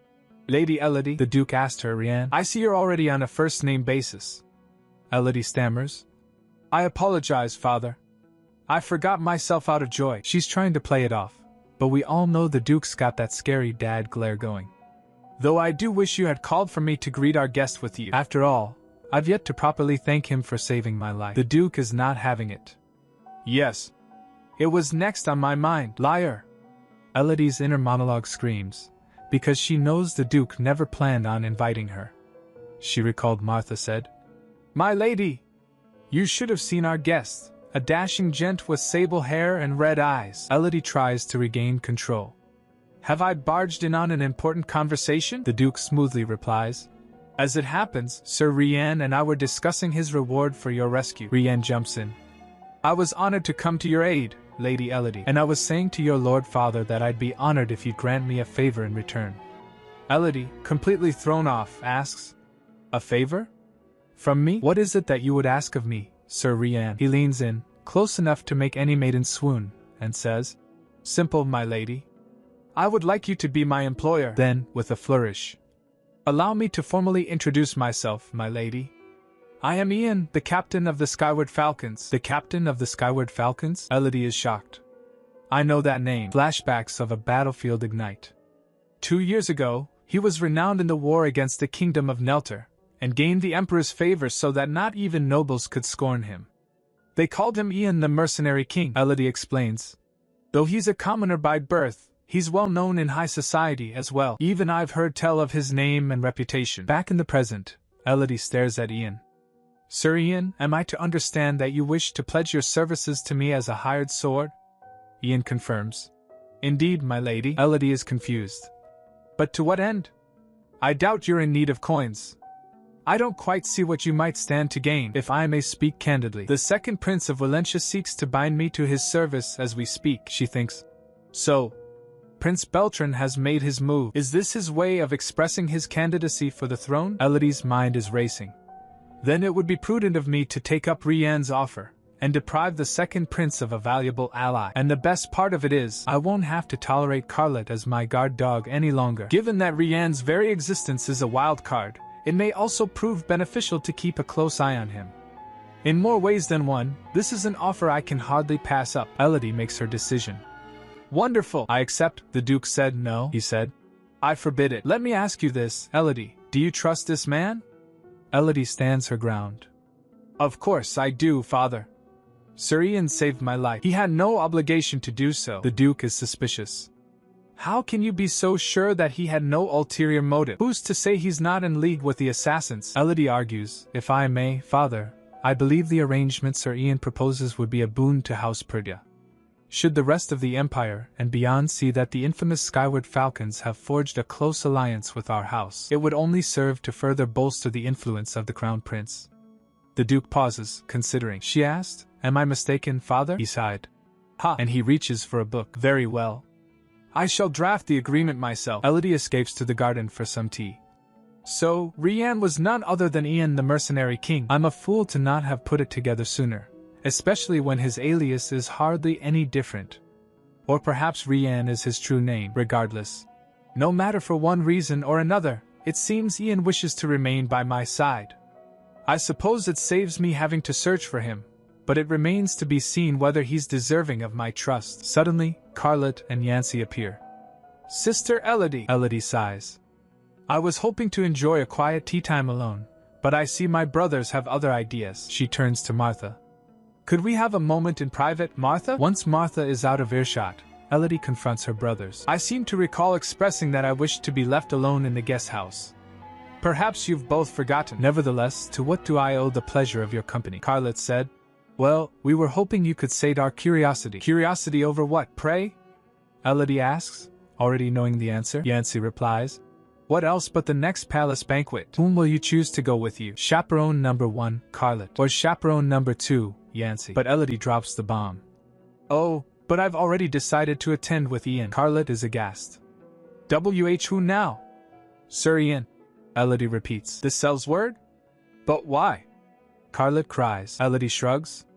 "And why not? His Highness the Crown Prince barely ever attends these balls, and I've always had to go alone. Since I have Ian as my personal guard, I thought it would make a pleasant change to have him escort me instead." Carlet protests. "But I'm your personal guard," Yancy interrupts. Elodie, am I right in assuming you were acquainted with the mercenary king before? Elodie side-eyes him. Yes, though it was a passing encounter on the street. Is that so? He asked. She replied. It is, yes. He then said, I thought as much. Ian of the Skyward Falcons. To what extent do you truly know the man, Lily? Meanwhile, back at the Skyward Falcons base, someone is questioning Ian's motives. Captain? What were you thinking? Getting involved with the Purdias on a whim? Ian, sitting regally, responds. Quiet. My whims are mine alone, his subordinate pushes. Sure they are, sir, but I can't help but be concerned that you've lost your wits. Ian icily replies. My wits are no concern of yours either. He blinks, remembering Elodie. Jia in this life, I swear to you, I won't let your story end in tragedy. Ithis wonders why Elodie is so quiet. Why the labored silence? Has my great invention rendered you speechless? Elodie manages a laugh. Yes, it's astonishing, really. If I may, how will it serve you to attack a formidable foe such as Duke Purdia? Elodie smiles sweetly, but there's steel in her eyes.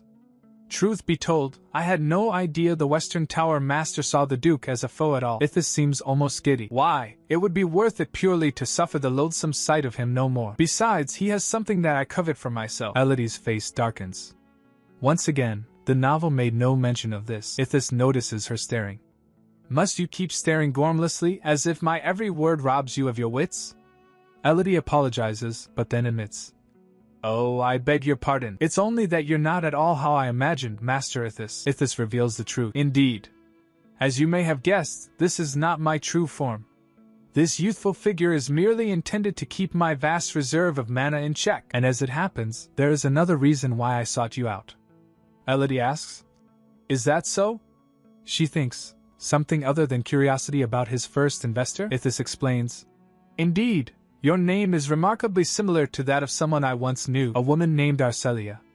Elodie's heart pounds. Are you familiar with the name, by any chance? Elodie demands. What do you know of my mother, Your Eminence? Ithis is taken aback. Your mother? Then you mean to tell me that you're Arcelia's daughter? But how can this be? Elodie reveals. I'm afraid Lily Arkell was an alias. Though I'm hesitant to reveal it still, my true name is Elodie Purdia. Elodie presses. Your Eminence, what was the nature of your acquaintance with my mother? Ithis says. My acquaintance with Lady Arcelia, simply put, I owe her a debt I can never repay, for she is the reason I exist today. I have been searching for her ever since. For all her memories across this life and the last, Elodie has no recollection of her mother. Not only had she long passed by the time Elodie regained her previous life's memories, even with the full extent of Jia Yun's knowledge, there was precious little she could glean from the novel about the birth mother of Elodie Purdia. This was perhaps not without good reason, for Elodie was but a villain of the tale, to be trounced by the virtuous Estelle. Woe to the antagonist, and a side character at that.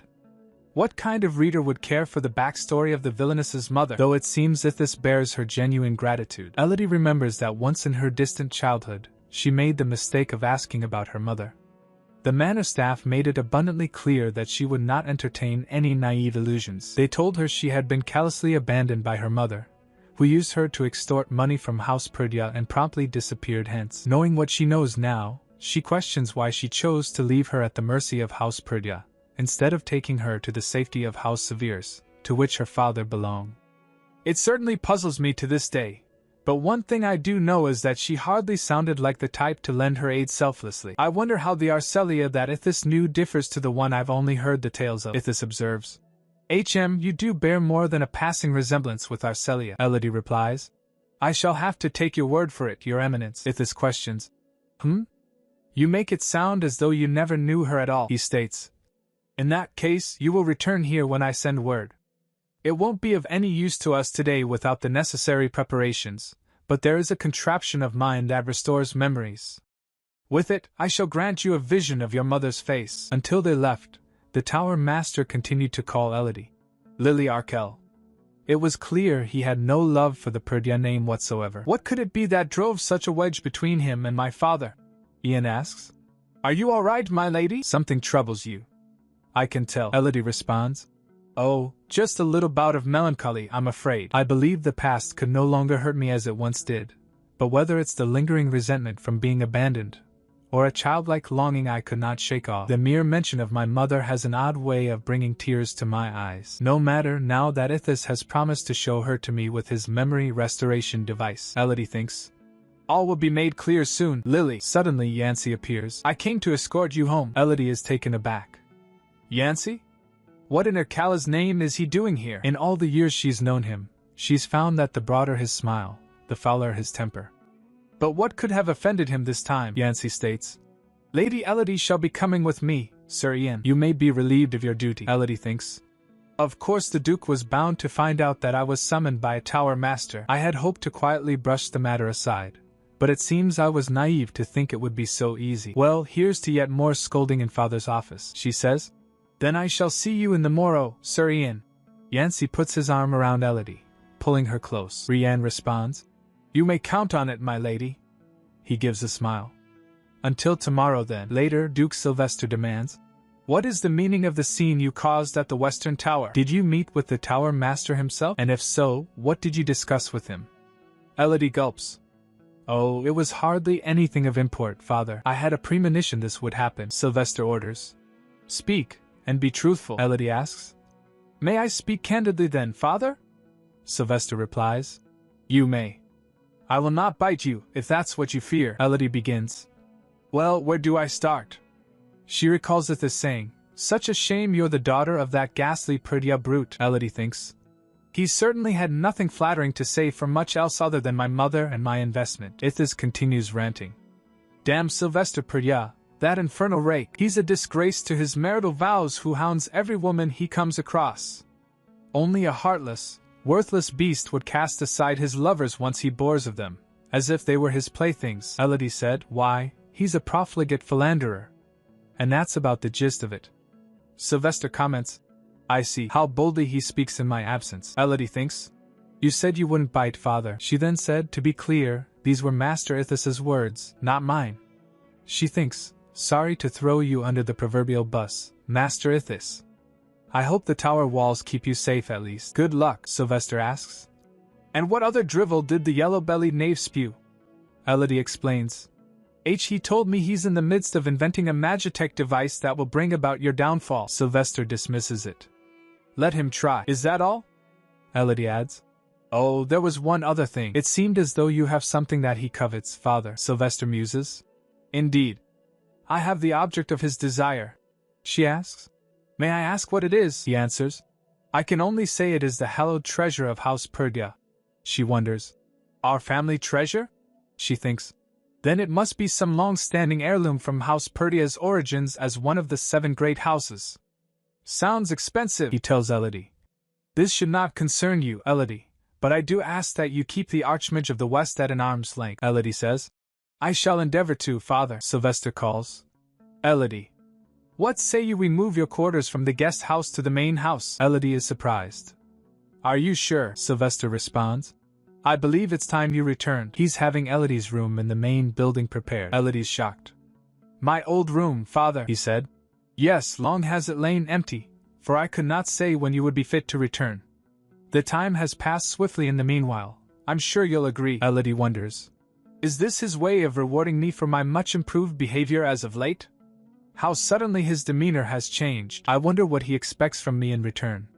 For so long, I wanted nothing more than to set foot in the main house once more, but now, she recalls some maid saying, Say, did you see the wretched girl staring longingly at the main house again today? The pathetic little thing must be desperate to be brought back. A bastard born out of wedlock in the main house. Humph, she ought to thank the goddess they even let her stay in the guest house. I'll say.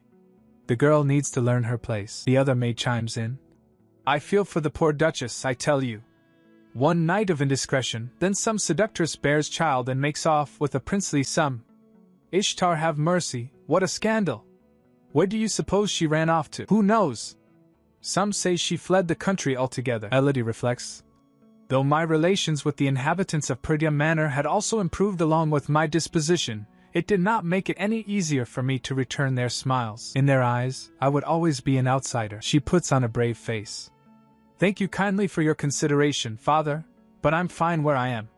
Meanwhile she thinks, besides, the moment he learns that I'm not of his bloodline, he'll cast me out regardless. This is no home of mine, nor are they my true kin. Duke Sylvester remains unreadable. Dear sister!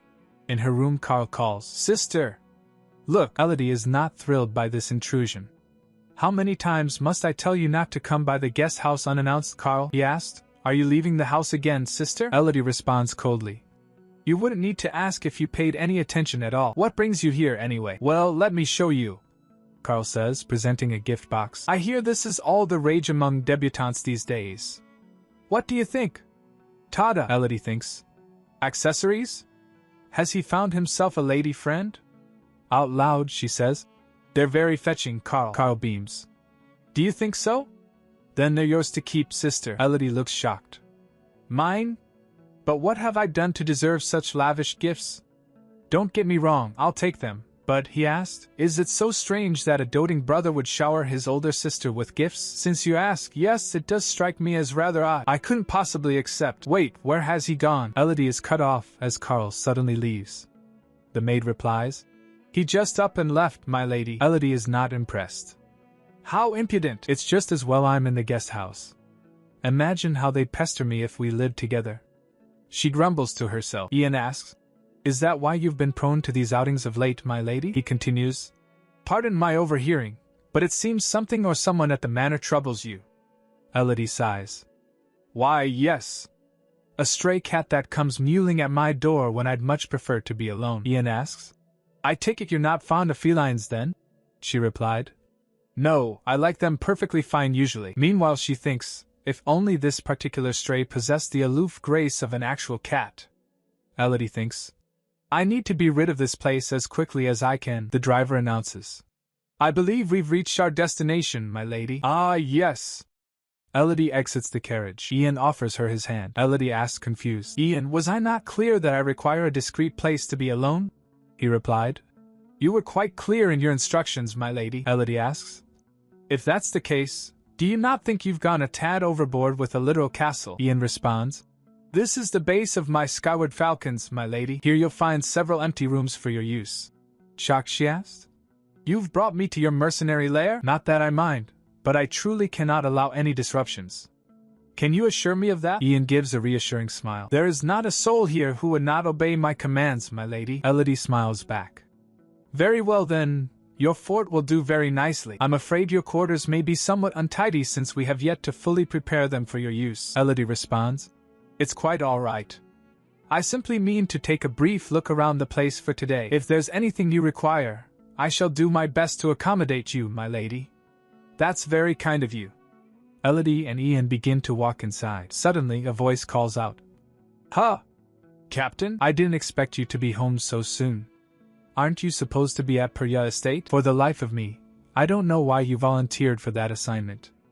I heard the lady you're supposed to be guarding is a right little tyrant. I hear she's known to tear clumps of hair from anyone who displeases her at society balls. Do you know, they call her the feral hound of House Purya?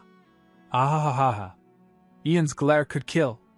Mark, you will not say another word. Mark is taken aback. Eh? That's mighty noble of you, Captain.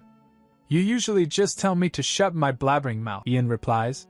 Shut it then. Mark looks confused. Huh! The man then realizes who Elodie is. Whoa, who's this beautiful lady you're with, Captain? Will she be the first lady of the Falcons? Elodie smiles sweetly. Good day to you, sir. You may address me as the feral hound of Purya. Utterly enchanted to make your acquaintance. Mark is horrified. Pardon. Purya, you say? The very Purya I just spoke of, she said, the very same. The one who loves to rip out clumps of hair from whomever displeases her, Ian says. Mark, get down and give me 20. In fact, keep at it until I say otherwise. Why, yes, sir. As you command, Ian apologizes. Please forgive my subordinate, Lady Elodie. Though I punished him as I saw fit earlier, should you desire some other remedy, you need only say the word. Elodie chuckles. I suppose it's been on his mind all this time, she said. Oh, it's nothing. I'm quite used to insidious whispers behind my back. Ian pauses. She continues. You don't need to pay it any mind, I assure you, he said. But I must, and I shall, my lady. Elodie looks at him, surprised. I'm sorry. Ian turns to her, serious. You're deserving of that, and so much more. I shall not let heedless lips utter a single breath to impugn your honor, Lady Elodie. Ian's voice echoes as he tells Elodie that the wing of the fort she's been given doesn't see many visitors and he'll ensure it remains off limits. Please survey the place at your leisure and let me know if you find any aspect lacking. With that, he turns to leave her in peace. Elodie collapses onto the bed, letting out a breath. It's a modest room, to be sure, but the perfect place to recover in bed after ingesting poison. But she wonders if she can keep relying on Ian's favor. Flashbacks of their interactions flood her mind as she recalls that Ian has never shown her anything remotely approaching ill will. He's been selfless in his daring endeavor to rescue her from harm's way, and gladly volunteered to guard her at her side. Goodwill without a price. What have I done to deserve it? Could it be that his vision of my former life was enough to sway his heart? Elodie sits up abruptly, thinking, I suppose it's something I ought to find out for myself. I need to know whatever Ian might be hiding behind his kindness, and what price he'll exact from me. A few days later, Yancey sits busy in his work while Carl do push-ups. 96, 97, 98, 99, 100, Yancey asks. What are you doing, Carl? Carl responds. Exercising away my boredom, Yancey retorts. Yes, I can see that, but must you use my office as the training grounds? I suggest you take to the sparring arena with our knights instead. Carl turns somber, saying, Brother, have you noticed that Elodie has barely been around the manor lately? His brother pauses, then replies, Well, now that she's no longer grounded, I don't see why she shouldn't roam freely. Carl insists. It's no trifling matter. For one, what's a knight with no one to guard? His expression softens. Just aside, our dear sister seems to be ailing as of late. Yancey thinks to himself. He's not wrong. According to the Watcher, I recently had keep an eye on Elodie. She left early this morning for a brief stroll around the boutiques of Tynette Avenue, then headed over to the fort of the Skyward Falcons, just as she does every day without fail. Then, when she returned deep into the night, the staff informed me that Elodie was looking paler than usual. What in the goddess's name is she doing there? He concludes. Elodie seems to be engaged in certain dealings with Mother these days. Perhaps that could also be linked in some way. Mother is not one to be lenient on an indiscreet son, which gives me pause to pry. I would rather not be poisoned by my own mother. Carl interjects. Brother, are you listening at all? His brother relents. Yes, Carl, though it puzzles me why you're suddenly acting this way. You could hardly stand the sight of Lily once. Are you so consumed with guilt over the fact that you failed her as her guard? Carl says quietly. I don't know about that, but call it a late bloom of conscience, if you will. I realize I was an awful brother to her in our childhood. I worry that it might be too late to make amends. Elsewhere, guards announce, Your Majesty, the Crown Prince requests an audience with you. The Emperor replies, I see. Bid him enter. Adonmiri walks into the room where his father is waiting. There you are, my son, Adonmiri inquires. Has the physician seen to you yet, father? The Emperor wheezes. Indeed he has, he reflects. It was only 5 years ago that he was as hale and hearty as any man. Adonmiri asks. Will you not find it less stifling to open the windows for some fresh air, father? But the Emperor refuses. The howl of the wind likes me not. My son, there is something I must tell you with all urgency. Adonmiri replies solemnly. You have my full attention, sire, the Emperor declares. It's about Elodie Prida. You must break off your betrothal with her. Adonmiri's face freezes. I fear I do not understand your meaning, the Emperor explains. Ever since the passing of my mother, the late Empress, the Queen Consort and the second Prince have garnered significant support among the nobles. Now more than ever, I need the hand of the Perdias in alliance, and a heavy hand it is too, more a tiger's paw that will tear apart the one who holds it. Adonmiri replies steadily. Your sage concerns are more than well taken, father, and yet, his father said, if you must ally with a fang beast, then I suggest you choose the Serpent of Angelos instead. He scoffs. House Angelos? But Duke Rodrigo is already in my brother's pocket. Adonmiri says, No. Charm the snake with the promise of gold, and he'll gladly do your bidding, he concludes. I will certainly consider it, father. Suddenly, a knock on the door interrupts. Your Majesty, the Queen Consort is here to seek an audience. The Queen Consort enters, saying, My, I was not expecting to see you here, she continues. Your Royal Highness, it's time for your father's medicine. She approaches, smiling. Adonmiri said, Of course. I took up too much of his time to fill our long absence, Queen said. Oh, not at all. I would not dream of interrupting heartfelt conversation between father and son, the Queen Consort said. Please, Your Highness, do smile before the Emperor. She turns to the Emperor. Your Majesty, I have with me the medicine you need. With a sinister smile, she insists. Gently does it, your majesty. Savor every last drop. The emperor takes the cup and drinks. Meanwhile, Mark asks Ian, Captain, what exactly is going on between you and Lady Lily? Ian, not having it. Lady Lily? He questions, a dark look in his eyes. He's clearly annoyed that someone would even dare to call Elodie by such a familiar name. Mark stammers. Dee, don't look at me, I'm just going by her preferred name. Her ladyship herself told me to call her that. Ian glares daggers, retorting.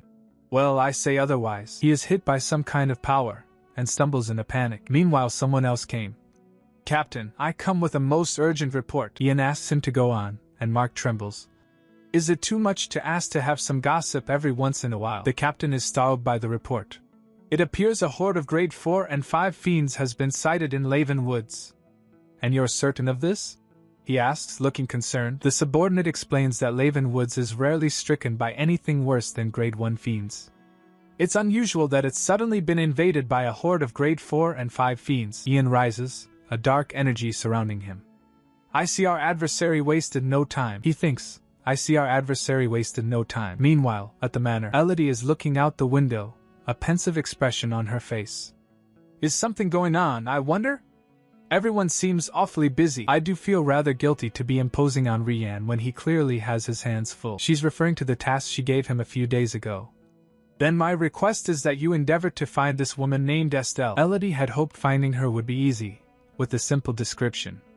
She has light brown hair and blue eyes, and is a year or two older than me, considering that she's the true heroine of this tale. But tracking Estelle down has proven surprisingly difficult. I do feel bad for Ian. Still, Elodie knows she'll eventually find Estelle if they scour Somnia, Willenchia's capital. Setting aside the matter of finding my would-be rival, I ought to make a start on these antidotes. Elsewhere, a woman in a large hat is trying to get into a room. She's stopped by a guard.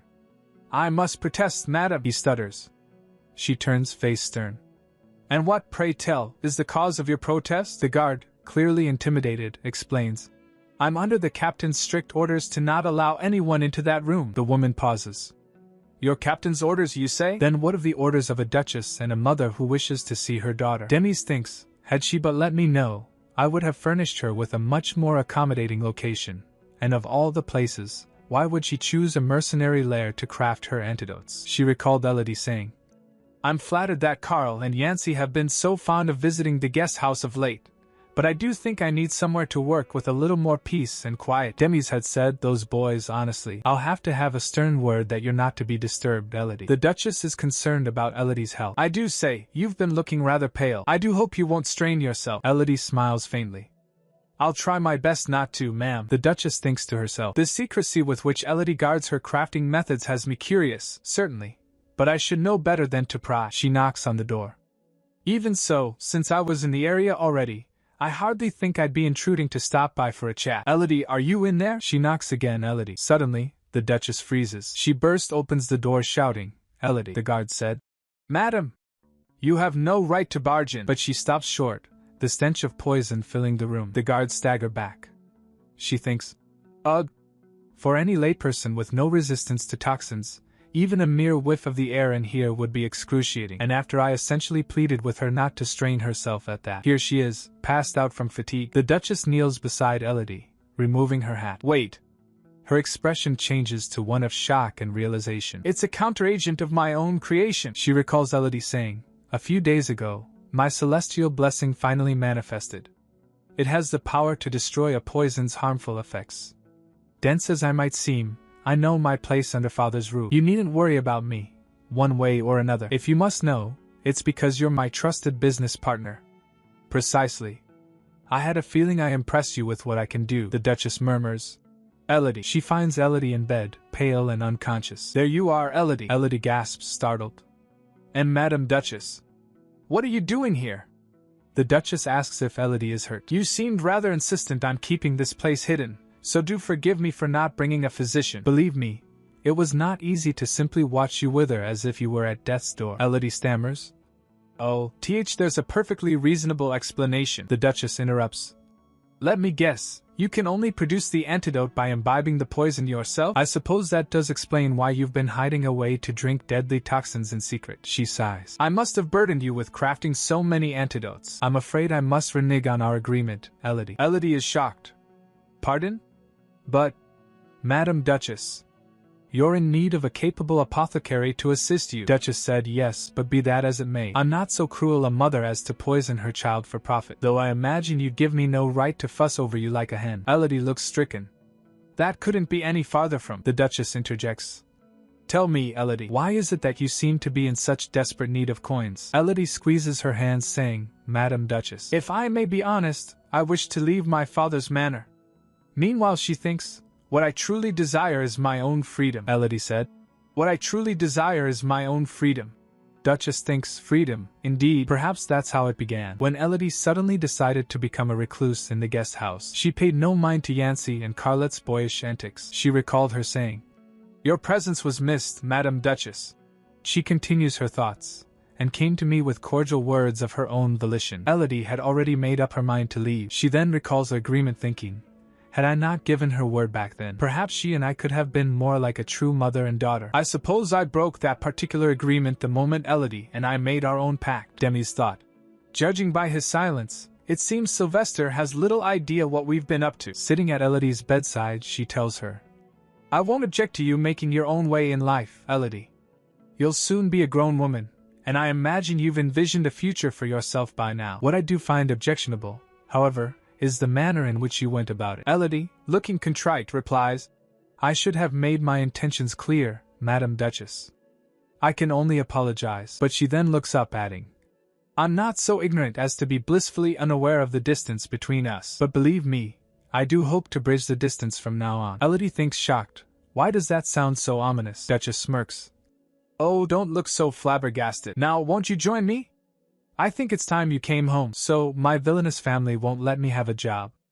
Elodie thinks. Although I suppose it was more of a business partnership in our case. Either way, now that I have no means of crafting antidotes, I'll be deprived of precious income, which means I can kiss my freedom farewell. Confined to the guest house, I'll be a spinster in waiting, until my father discovers that I'm not his daughter by blood, and then it'll be my funeral next. Carlet interrupts her dark thoughts.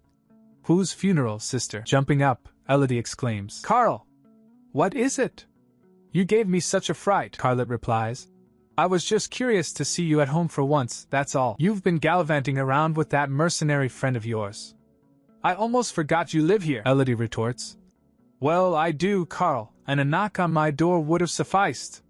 Carlet says. Why knock when I can see you perfectly fine out here? She asked. Never mind. What is it you wish to see me about? He said. Oh, I almost forgot. You do know we have our family dinner tonight, don't you? She thinks. That's today, he continues. Well, Mother suggested we have dinner at a restaurant in town for a change. Her face pales as she thinks. Dinner with the Perdias? At a fancy restaurant in town, no less? The people was surprised seeing the Perdia family as their carriage approaches and they gets out of it. Duke, Duchess, Elodie and her brothers, the whole family. Elodie thinks. For some reason, I really don't have much of an appetite. Would you care to take my hand, Lily? Yancy asks, but as Elodie steps forward, she stumbles. Thank you, but I'm perfectly, she begins, before tripping. Luckily, Yancy catches her. You there, with the horns? Carlet calls out to the man who bumped into Elodie. You cur! Did no one ever teach you to apologize when you run into someone? Why, I ought to gouge out your eyes for not looking where you walk. The man stammers. Pardon me, sir, Carlet retorts. It's not my pardon you should beg, but the victim of your carelessness. Father! May I have your permission to bury this fool? Elodie thinks. Shouldn't somebody tell Carlet to stop? What in Ercala's wrath has gotten into him? Duke Sylvester simply replies. An excellent idea. Estelle's eyes widen as she asks. Excuse me? Yancy tries to mediate. Carlet, that's quite enough, Elodie thinks. Finally, a voice of reason. You tell him, Yancy. But Yancy continues. Your blessing would make rubble and ruins of the entire city. I, however, can dispose of the miscreant without a trace. Elodie retracts her previous statement, thinking, Can I go home now? Duchess cuts in. Elodie, how do you propose we proceed? Elodie, trying to defuse the situation, replies, Proceed? But it was a mere bump of the shoulder, Duchess interrupts. Then you mean the offending arm should be severed at the shoulder? Elodie thinks. I never even hinted at any of that, but sure, Yancy adds. How merciful of you, Lily, but you needn't dirty your hands. Carlet said, I suppose it would save on disposing of the body. Elodie starts to feel bad for the stranger, thinking. I'm starting to feel for that poor fellow, she then offers. Really, I wouldn't want to cause a scene. Why don't we proceed to the restaurant instead? I am rather famished, the others agree. Then let us head on in and save Elodie from starvation, Duchess says. Duke adds, Indeed, I do believe our time can be better spent elsewhere. Yancy said, Come on, Lily. Carlet, still fuming, turns to the stranger.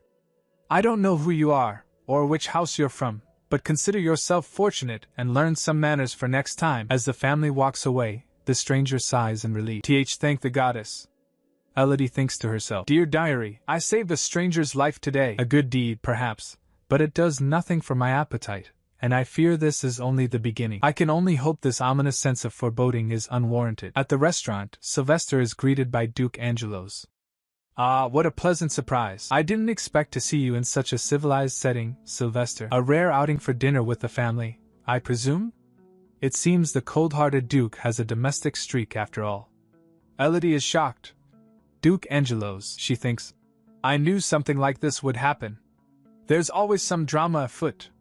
I swear I can't even taste the food anymore. Demis turns to Duke Angelos. So wonderful to see you again, Lord Rodrigo. How fares my dear friend Dulcinea? He replies. I've scarcely caught sight of her since her last visit, she said. Do pass on my regards, won't you? Angelos says. Yes, I'm afraid my wife is currently convalescing from ill health. But I shall let her know you were asking after her, Duchess says. Goodness, I do hope she hasn't caught anything contagious. Rodrigo, with a sharp look, replies. Certainly not, and I thank you not to suggest anything of the sort, madam, she adds.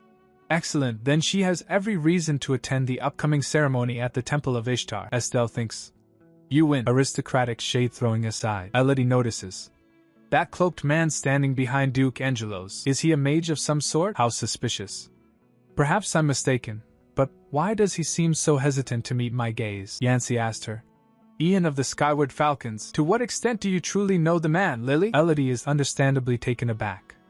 What do you mean, brother?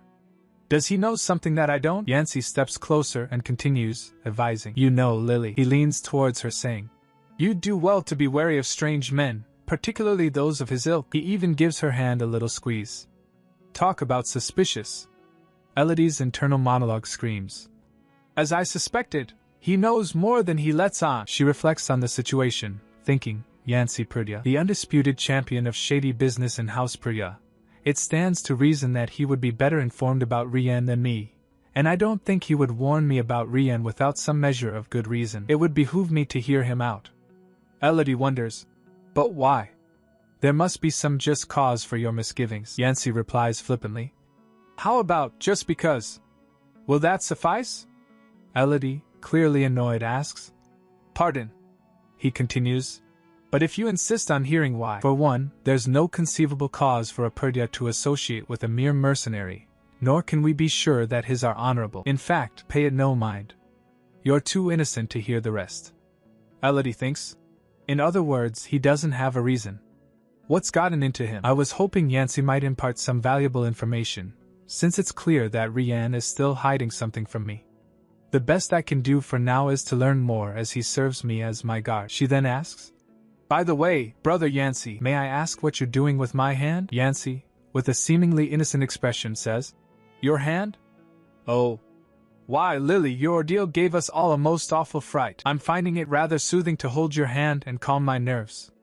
May I hold on for a moment longer? I fear I might unravel entirely if I let you go. Suddenly, Carlet burst onto the scene. Me too, sweet sister. I'm in need of soothing as well. Let me take your other hand. He's totally interrupting the moment. Elodie, now with both her brothers holding her hands, is overwhelmed. Is this some sort of waking nightmare? Could someone pinch my cheeks? The scene shifts to the Empress's banquet, where Lady Dorothea is making her entrance. The Empress greets her, saying, Such a delight to have you visit again, Lady Dorothea. You're more radiant than ever, I see. Dorothea replied, Thank you, your majesty. Though your radiance easily outshines us all at today's banquet. Empress chuckles, Oh my, how modest you are. Dorothea is, of course, the only daughter of Duke Rodrigo Angelos, and she's very much the apple of his eye. Though House Angelos had yet to formally pledge its support, the Duke had long supported the second prince's bid for the throne, thereby cementing a special bond between his mother, Empress Salvatrice, and House Angelos. The Empress tells her, I do hope you'll enjoy the revelry this evening, Miss Dorothea.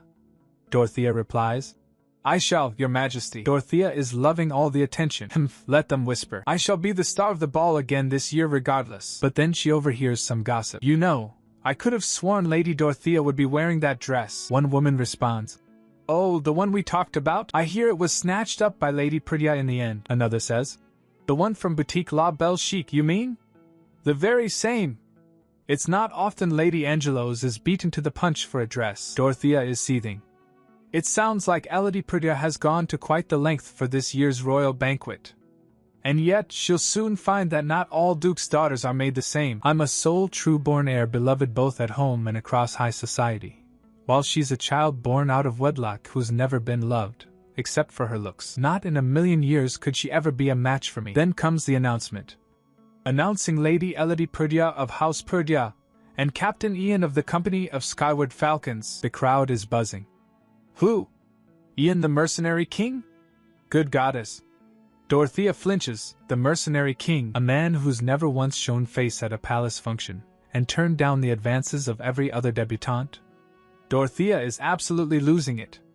Why her? Why that bratty Pridya coquette? Dorothea angrily thinks. What did you do to ensnare him, Elodie Pridya? The announcer continues.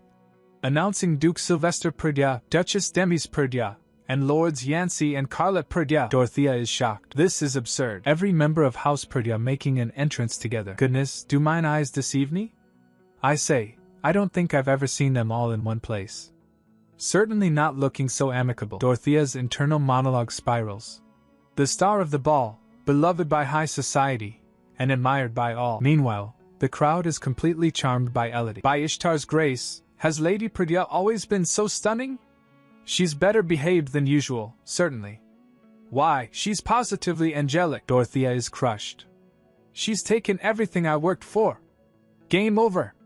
I want to go home. Dorothea vows revenge. Elodie Pridya, I'll make you pay for this humiliation. The scene cuts to Adonmiri in his office, where he's clearly stressed. Perhaps we ought to take a break, his aide replies. A capital idea, Your Highness. Adonmiri continues. Come to think of it, today is the day of the Empress's banquet, is it not? The aide confirms. It is, sire. Adonmiri orders. Report to me with news of Lady Pridya, should anything of note arise. I dare say there will be whispers of her attending without a partner. The aide responds. Actually, Your Highness, I'm told Lady Pridya did bring a partner to this year's banquet. Adonmiri is taken aback. She did. Do not tell me it was Beltran. The aide says.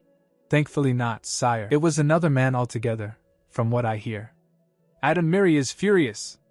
Another man. She may desire an annulment of our betrothal, but I am still her fiancé by law. How dare she take another man as her partner? Does she have even the slightest notion of her standing in society? He gets up abruptly. I shall join the banquet myself. I mean to see with my own eyes what sort of rakish scoundrel she's found this time. Meanwhile, Yancey asks, Lily, would you honor me with the first dance? Carlet chimes in. Then permit me to be next, dear sister. But Demis cuts in. Will the two of you leave poor Elodie alone? I won't have you bother her rescuer either. The onlookers are whispering, gossiping about Elodie's amicable relationship with her siblings, and the Duchess even addressing her cordially. But what's really got them buzzing? Did you see the way Duke Pridya looked at her? What is going on over at Pridya Manor? Elodie, though, is thinking. I ought to be asking the same question myself. Rian approaches Elodie. My lady, he says, concern etched on his face. Does the ball have you ill at ease? Elodie gives a small smile. Oh, it's just that there's more of a crowd than I'm accustomed to. Each time her family walks into the limelight before all of high society, the admiration they garner is always the same. Duke Pridya, the feared lord of one of the four great houses. The Duchess, the premier poisonsmith of the entire continent. Their two sons, powerful inheritors of House Pridya's blessings. Ties to the Pridya name were a boon desired by all, a prize they sought with their adulation. The very picture of a perfect household. And I was the indelible smudge in the painting, Elodie reflects. An eyesore. A flaw. A disgrace. The ugly duckling. These epithets were partly earned by the caprice of her own conduct, and she no longer felt their sting as she once did. Yet, under the ballroom's grand chandelier, she could feel the watchful eyes surrounding her, piercing deeper than usual. I should have expected this, he said, ever perceptive, notices Elodie's discomfort. Lady Elodie, something troubles you, I can tell. She hesitates. Well, she responds. Why, I was just thinking you know all about causing trouble, especially among impressionable debutantes. He freezed, asking, Pardon me, she said.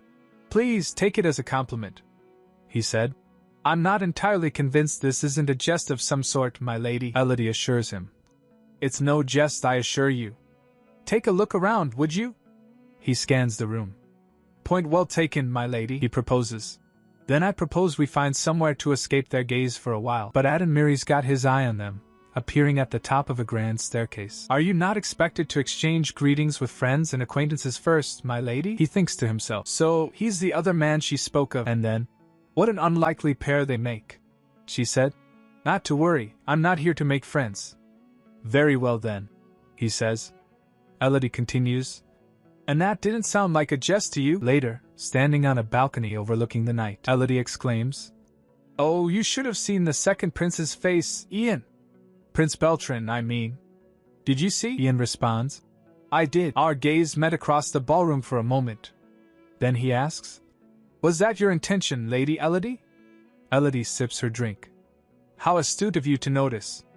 Bleg, what an unpleasant bouquet. My business here at the ball is done. We shall idle here for a while, then call it a night.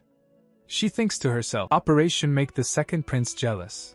A resounding success. Ian, who's been sipping his wine, pauses. It certainly is a poor vintage. The door opens behind them, someone thinks. It seems the mercenary king is bolder than he looks. Oh my, Lady Elodie. A voice interrupts them. Elodie turns, surprised. One might think you're hiding something out here. It's Dorothea Angelos, the only daughter of Duke Angelos. The final boss villainess of the novel. Yes, though I have nothing to hide from you, Lady Angelos. Elodie replies, meanwhile she thinks. Me hide? It's clear as day that she saw us come outside. Dorothea continues. You wound me, Elodie. I thought we were on a first-name basis. It saddens me to feel this distance between us. Elodie replies. Yes, of course. How wonderful to see you, Lady Dorothea. Dorothea glances at Ian. By the by, Lady Elodie, who is the dashing gentleman beside you? I don't believe we've been introduced. She thinks to herself. Aha, there it is. It wasn't me she's interested in, but Ian. Elodie introduces him. This is Sir Ian, a mercenary by trade and my partner to the ball. Dorothea is shocked. Sir Ian? Surely not the Ian, the mercenary king? Elodie thinks. She'd make a fine actress, that's for sure, Ian confirms. The very same, my lady, Dorothea observes. Then it's just as they say, you're a man of few words. Perhaps a change of company might bring out the conversationalist in you. She reaches out to touch Ian's arm. Won't you come join me? I'm sure we'll have much more entertaining topics to discuss. Ian's having none of it. I'm quite content here, my lady. Dorothea feigns offense. Oh, there's no need to be so chivalrous, he said with a straight face. Indeed I am not. The incorrigible coquette meets the unflappable stoic. I simply don't see how you could be content with such a dearth of good company, Ian retorts. The present company suits me just fine, I assure you, Elodie thinks. Unlike a secondary antagonist like myself, Dorothea is something of an archvillain who torments Estelle until the end. For her to take a sudden interest in Ian, who doesn't even have a role in How to Find Love, this can only be a dark omen. Dorothea fakes a stumble. Good heavens! I do believe I suddenly feel faint, the wild Dorothea used. Seduction. Thank goodness you were here, Sir Ian. I would have taken a nasty fall if you hadn't caught me. If only there was some way to repay you. Ian is unmoved. That won't be necessary. It's not very effective. He pulls out a handkerchief, and after cleaning his hand which Dorothea had touched, he threw away the handkerchief. Dorothea is stunned. Why you uncultured barbarian? Ian, do you realize what you've just done? Elodie asks. Ian replies.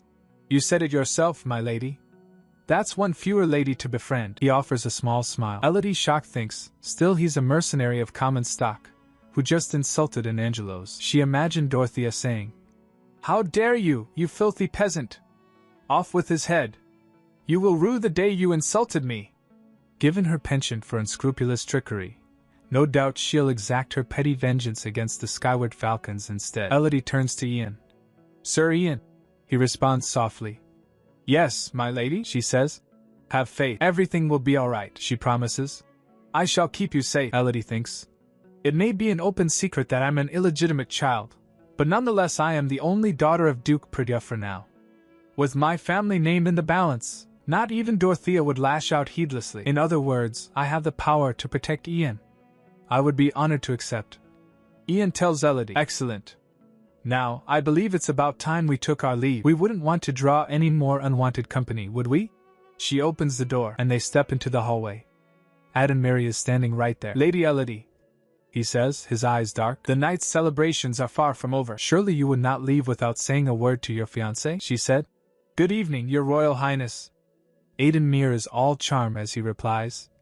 I'm puzzled to see you in such a haste to leave, particularly with the ball still in full swing. Elodie smiles sweetly, replying, I don't often stay late at these events, you see. Subtle shade thrown as she adds, not that you know, since you've never given me a second glance at a ball before. Ouch. She continues inwardly, wondering why he even bothered to attend. Addenmere smoothly inquires, and you, sir, are unfamiliar to me. Who might I have the honor of addressing? Elodie introduces Ian, her personal guard appointed by her father, Duke Perdya. Ian bows. May Ishtar's radiance grace your steps, your highness. I am Ian, and the honor is all mine. Addenmere recognizes the name. Ah, the vaunted mercenary king of the Skyward Falcons. I hear my brother is quite taken with you. Ian, ever the loyal guard, retorts. I'm afraid I've no desire to be taken by anyone, sire, Addenmere says. Yes, then long may it stay that way. But inwardly, Addenmere's calculating. Ian the mercenary king. He realizes Duke Perdya has contracted the Skyward Falcons to guard his daughter. Whether the idea was his or not, it's a fine choice the Duke made. Addenmere thinks, even if it will inevitably be the talk of high society for a while, that I was jilted by my fiancé for another man, this is a development that will serve me well. The only question is, as Ian and Elodie take their leave, Addenmere calls out, Elodie. He recalls the moment she said, I believe I've fallen in love, he asked. Is he the one you spoke of the last time we met? Elodie, curious, counters. And if I say yes, would it change a thing, your highness? He replies flatly. I do not see how it would. Very well. I bid you good night. But Addenmere is thinking. All I ever desired from the Duke's daughter was the Perdya name. It means precious little to me what roguish paramour has her heart. Indeed, that is all there is to it. And as such, I cannot allow her to break off our betrothal. No matter the cost, I forbid the very notion. Meanwhile, someone is having a meltdown. Elodie this, Elodie that. Curse her wretched name, as if her foul temper and litany of heinous behavior weren't enough. She's a child of scandal who's rightly scorned at home. Yet she dares to make a sideshow of me? Me, the shining star of high society, and a finer lady than she'll ever be. That little hussy has some gall. Dorothea is fuming. Oh, the stench of desperation. I'll make her pay dearly for the humiliation. Dorothea! Her mother bursts in. What in Ercala's name went on at the ball? Dulcinea Angelos, the wife of Duke Angelos, rushes to her daughter's side. Dorothea clings to her mom. Mother! Her mother said, I heard it all from the head butler. He said you've been in a foul mood ever since you returned home from the ball. Dorothea said, would you believe it? Elodie Perdya's personal guard had the nerve to insult me. Dulcinea is outraged. What? A mere guard had the impertinence to insult my daughter? Dorothea said, he's no mere guard, it was Ian the mercenary king. Her mother asked, the captain of the Skyward Falcons, you mean? Dorothea sobs. The very same, mother. He looked at me as though I was covered in filth. I can scarcely breathe for the utter degradation he put me through. Oh, how pitiful I am. Dulcinea comforts her daughter. Goddess have mercy. That brute of a Sellsword. Have heart, my love. Mother will see to it that he's punished. Dorothea, seeing an opening, asks. Do you mean it? Dulcinea said. Of course, sweetheart. A guard dog that bites an innocent passerby is as much its master's crime as its own. Dorothea said, you're so wise, mother. Dulcinea said, and that hussy Elodie will not have a thing to say in her defense. A few days later, Dulcinea and Dorothea arrive for an impromptu tea at the Perdya estate. Demis greets them warmly. What an unexpected delight, Dulcinea. I'm curious to hear what brings you here for this impromptu tea time. Dulcinea replies sweetly. Oh, bother. I did write ahead, but perhaps the message was lost on the way. As it happens, I wrote several times with nary a word in return. Have you been busy of late? Demis pours the tea, retorting. Ah, pity. I'm afraid our butler delivers our mail in order of urgency. Otherwise, I'm a woman of leisure these days. She thinks, you may write all you wish, but it won't be worth my time to reply. Dulcinea continues. I see the years haven't changed you at all, Demis replies. Would you say so, Dulcinea? I mean this in the best way, but I wish I could say the same for you. Ouch, Dorothea thinks. They say Duke Prydia hardly seems to age thanks to the strict training regimen he keeps, not to mention the restorative effect of possessing a blessing. But what could possibly explain his wife's seemingly everlasting youth? She sweetly says. We may be married women, Dulcinea, but we owe it to ourselves to practice self-care. Time to change the subject. Well, Madam Duchess, Dorothea says. My mother and I came to you today, for I'm afraid I must demand an apology from Elodie. I believe this is a conversation that ought to be had face to face. Will she be much later, do you think? Dulcinea continues. I must say, Demis, you really ought to teach her better than to keep guests waiting. Suddenly, Elodie arrives. My sincerest apologies, but the fault is squarely mine, not my mother's. Good day to you, Madam Dulcinea. I'm afraid your visit caught me quite unprepared. Had I known you would visit, I would have welcomed you as you arrived, she thinks. How petty of them both to come all this way because of a passing disparagement from Ian. Not that their visit is entirely a surprise, of course, but I had no intention of wasting Madame Demis's time with this nonsense. Demis said. There you are. Sit, have some tea with us. Under her breath, she mutters. Yes, mother, and thinks. I was always taught to address Madame Demis as mother in the company of others, but it's been such a rarity that it hardly rolls off the tongue. I wonder if she finds it displeasing, she thinks. No, I should think she understands that I'm merely doing as I was taught. She addresses Dorothea. Lady Dorothea, I believe you came here today on account of something you have to say to me, Dorothea says. Why, I did. If you'll recall our meeting at the recent royal ball, your guard caused the most grave offense, Elodie interrupts. Ah, yes. I seem to remember you approaching my personal guard, then complaining of nausea and steadying yourself with his hand. Is that the offense you speak of? Dorothea sputters. Aye, it is, though we recall it differently. You neglect to mention that he wiped his hands clean with his handkerchief as if my own were dirty, and cast said handkerchief on the ground in full view of my very eyes, Elodie replies. Yes, just so. Dorothea said. Then I insist you acknowledge it yourself, Lady Elodie, that your uppity low-born guard insulted me on purpose. Elodie thinks. And who was it that first showed an interest in the same uppity guard? She says aloud.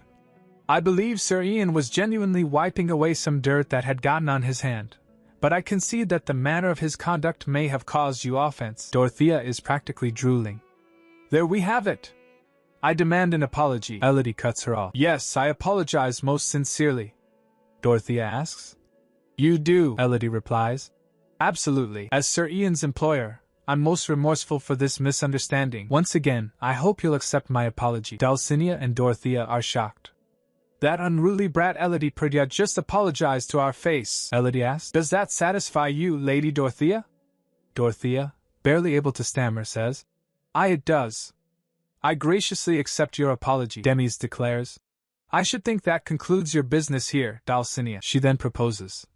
Might I propose the girls make up over some tea? Shocked Dulcinea thinks, has she worked her vow craft? She hesitates saying. I am afraid I'm not very thirsty. Demis asked, afraid? That the tea may be poisoned, perhaps? Hearing this she flinched. Elodie smiles serenely, encouraging them. I must say, Madame Dulcinea, Mother makes a lovely cup of tea with the finest flavor and fragrance. Please, I do think you ought to give it a try. You as well, Lady Dorothea. Dulcinea trembles, saying, Very well, just a sip then. Dorothea and her mother reluctantly take a sip. Well? Delightful, isn't it? Elodie asks innocently. Dulcinea replies blandly. Yes, I suppose it is. Elodie continues. Oh, what a relief! I'd be mortified if you thought we would poison our guests. After all, only a half-wit would be so brazen as to serve poisoned tea in their own home, no matter how unwelcome and unsavory the guests might be, I mean. Dulcinea narrows her eyes, saying, Good goddess. I see you're just as shrewd as your mother. One might think your mother and daughter by blood, even. Elodie thinks to herself that she had a hunch that her illegitimate status was known. She realizes this is to mock Madame Demis for having to take another woman's child as her own. Demis observes. What an odd thing to say, Dulcinea. Madame Demis replies, raising her cup. Elodie is every bit my daughter. The Angelo ladies leave, and Elodie cheerfully thinks. Finally, good riddance. Demis said, What a shame they had to leave in such a hurry. No rest for the wicked, I imagine. Elodie smiles back. Ha ha. I suppose so. Meanwhile she thinks, I mean, they would be fools to have no fear for Villainess's top poisonsmith. I owe you an apology as well, Madam Duchess. I took up so much of your time with my indiscretion. Demis dismisses it. It's no trouble at all, Elodie. Elodie thinks. I was dreading that she would have me begging for her forgiveness on my knees. Do not think for a moment that we're anything alike, you insolent girl. You will never be my true daughter, Elodie thinks. I certainly wasn't expecting her to take my side. Demis pulls out a vial, saying, For my part, it was an amusing distraction from my boredom. Now you really ought to drink this. I'd hate for you to be an unwitting casualty to my little practical joke. Elodie freezes. A prank, ma'am? Wait, and she realizes. She actually did poison the tea? Demis is like, Oh, don't look so shocked, Elodie. It's nothing lethal, unfortunately. The ladies Angelos will simply be loath to leave their manor for a while. Elodie, clutching the antidote, is at a loss for words. Oh, of course. Spoken like a true master of toxins. I'm at a loss for words, ma'am. Elodie quickly leaves. Well then, I ought to leave you in peace. Thank you for the antidote, ma'am. Demis watches her go, thinking. Oh my, I was looking forward to spending time together. She chuckles to herself. How adorable she is. I'd always assumed she lived in fear of her poison-tinkering stepmother, trembling in fear like a newborn pup each time I extended my hand, until I learned to keep my distance and give her the space she seemingly needed. Then, one day, she apparently had a change of heart and came willingly to me. Your presence was missed, Madam Duchess. Elodie had said. First, she offers me an antidote out of the blue. I believe I can help in that regard. And now it seems she's learned to smile. Mother, Demis thinks. What a pity. I was starting to become rather fond of hearing her call me mother. Meanwhile, the Angelo ladies are back at their manor. Dorothea fumes. This is outrageous, mother. We went all the way to Prydia Manor for nothing, and now my skin's breaking out in hives from some god-awful pollen. Her mother comforts her. Oh, don't be so disheartened, my love. But you were there yourself, mother. You saw that vixen Elodie taunt me to my face. Her mother scoffs. Let her mock you all she wants, but she'll always be a mere bastard child. You, on the other hand, are a lineal descendant of House Angelos with a blessing to boot. How could you compare yourself to the likes of her, Dorothea said. It just makes no sense. When Elodie came to the glass house, she and Madame Prydia greeted each other like loving mother and daughter. Her mother said, Oh, I'm sure the girl puts on whatever act she must to remain on her father's good side. To think she's forced to play house with a child born out of wedlock. My, how far the haughty Demis Prydia has fallen. She pats her daughter's hand. You just rest and save your strength, dear. All will be well soon enough, Dorothea replies. Thank you, mother, Dulcinea asks the servant. Where is the Duke? He replies. Welcome back, ma'am. Lord Rodrigo is currently hosting a guest, Dulcinea muses. Oh, I almost forgot we had a guest of our own. All my husband told me is that it's a guest of crucial importance, but for the life of me, I have no idea what he would want with a mage. Rodrigo greets her. Ah, there you are, Dulcinea. He flinches. Dulcinea? She asked. Yes, my love, he notices. Why your face? There's something different about it. Dulcinea giggles. Goodness, I'm surprised you noticed. I'm wearing a new rouge. What do you think? Rather fetching, isn't it? Rodrigo replies slowly. Well, let's just say you really ought to fetch yourself a mirror. Dulcinea asks. A mirror? What on earth for? Dorothea bursts in, screaming. Mother! Father! She shouts. I'm ruined. Ruined, I say. Do you see the blight upon my face? Dulcinea asks, confused. Your face? What do you mean? Dulcinea finally sees it. News of Dorothea's misfortune spreads. From radiant to recluse, Dorothea Angelos hides from high society. What misfortune has befallen the star of high society? Elodie smiles, reading the news. Only a misfortune of her own doing, she muses. Speaking of which, it's quite remarkable that no poison was detected on her body. I suppose it's not for nothing that Madame Demis is known as a master of poison-craft. Suddenly, there's a clink at the window. Elodie looks up, startled. What was that? She rises and finds someone there. Hello there, sister. It's Carl. Elodie gasps. Carl? He smiles, asking. Would it be rude of me to intrude? I told you not to come here, Carl. Geez, Elodie's already on edge. And now her half-brother Carl is climbing up to her balcony. He pleads. But what if you were to get hurt, sister? He promises to stay out of the way. But Elodie's having none of it. You're being plenty of a bother as it is. Carl shrinks back, grumbling. He meekly says, Oh, don't mind me. I've been outside all day so I haven't had the chance to eat. Elodie sighs. Fine, you may stay until you finish your meal. Understood? Carl perks up, responding with an enthusiastic, Crystal clear, dear sister. They head inside, where a feast awaits. Won't you join me for a bite to eat? Carl asks, but Elodie stays glued to her book. I'm quite alright, Carl. Have your fill. While Carl chows down, he asks, Sister Lily, there's something I've been wondering as of late. She asked, And what would that be? He asked. Why does the guest house always seem so empty? Elodie answers matter-of-factly. Oh, there's a reason for that. For one, I doubt anyone would be overly eager to spend time with a foul-tempered illegitimate child. She continues. Still, it's not as though the house is entirely devoid of staff. They simply do an impressive job of staying out of my sight. I suppose Martha is the sole exception. She roams the house a little too freely at times. Carl's face falls. I'm sorry, I didn't know, Elodie coldly replies. Of course you didn't, but Carl changes the subject, saying, And more importantly, sister, I have news on the culprits behind our ambush. I've been investigating the incident on Father's orders alongside Yancey, you see. Elodie looks up from her book, intrigued. Is that so? And what have you found? Carl explains. Well, when we examined their bodies, we detected symptoms of mana poisoning. Mages are naturally attuned to mana. A layperson exposed for too long can suffer ill effects. These telltale symptoms could only point to one thing, the involvement of a tower of mages. Not only were we ambushed on the road leading to the southern mage tower, the assailants were found to have been involved with mages in some way. Could it be a mere coincidence? Elodie wonders if she was the target, not Carl. Is there anyone who would stand to benefit from my demise? Elodie muses. My first and foremost priority should be to uncover the identity of my foes. The problem is, however, of the 4 towers of mages to the north, south, east, west, each is an independent institution with its own aims and agendas. Though the 4 mage towers are often spoken of collectively as if they're united as one, that could not be further from the truth. For now, I ought to start by making inquiries at the western tower, since I already have business there. So, Elodie's on her way to the western tower. Inside the carriage, Ian asks, Where are we headed today, my lady?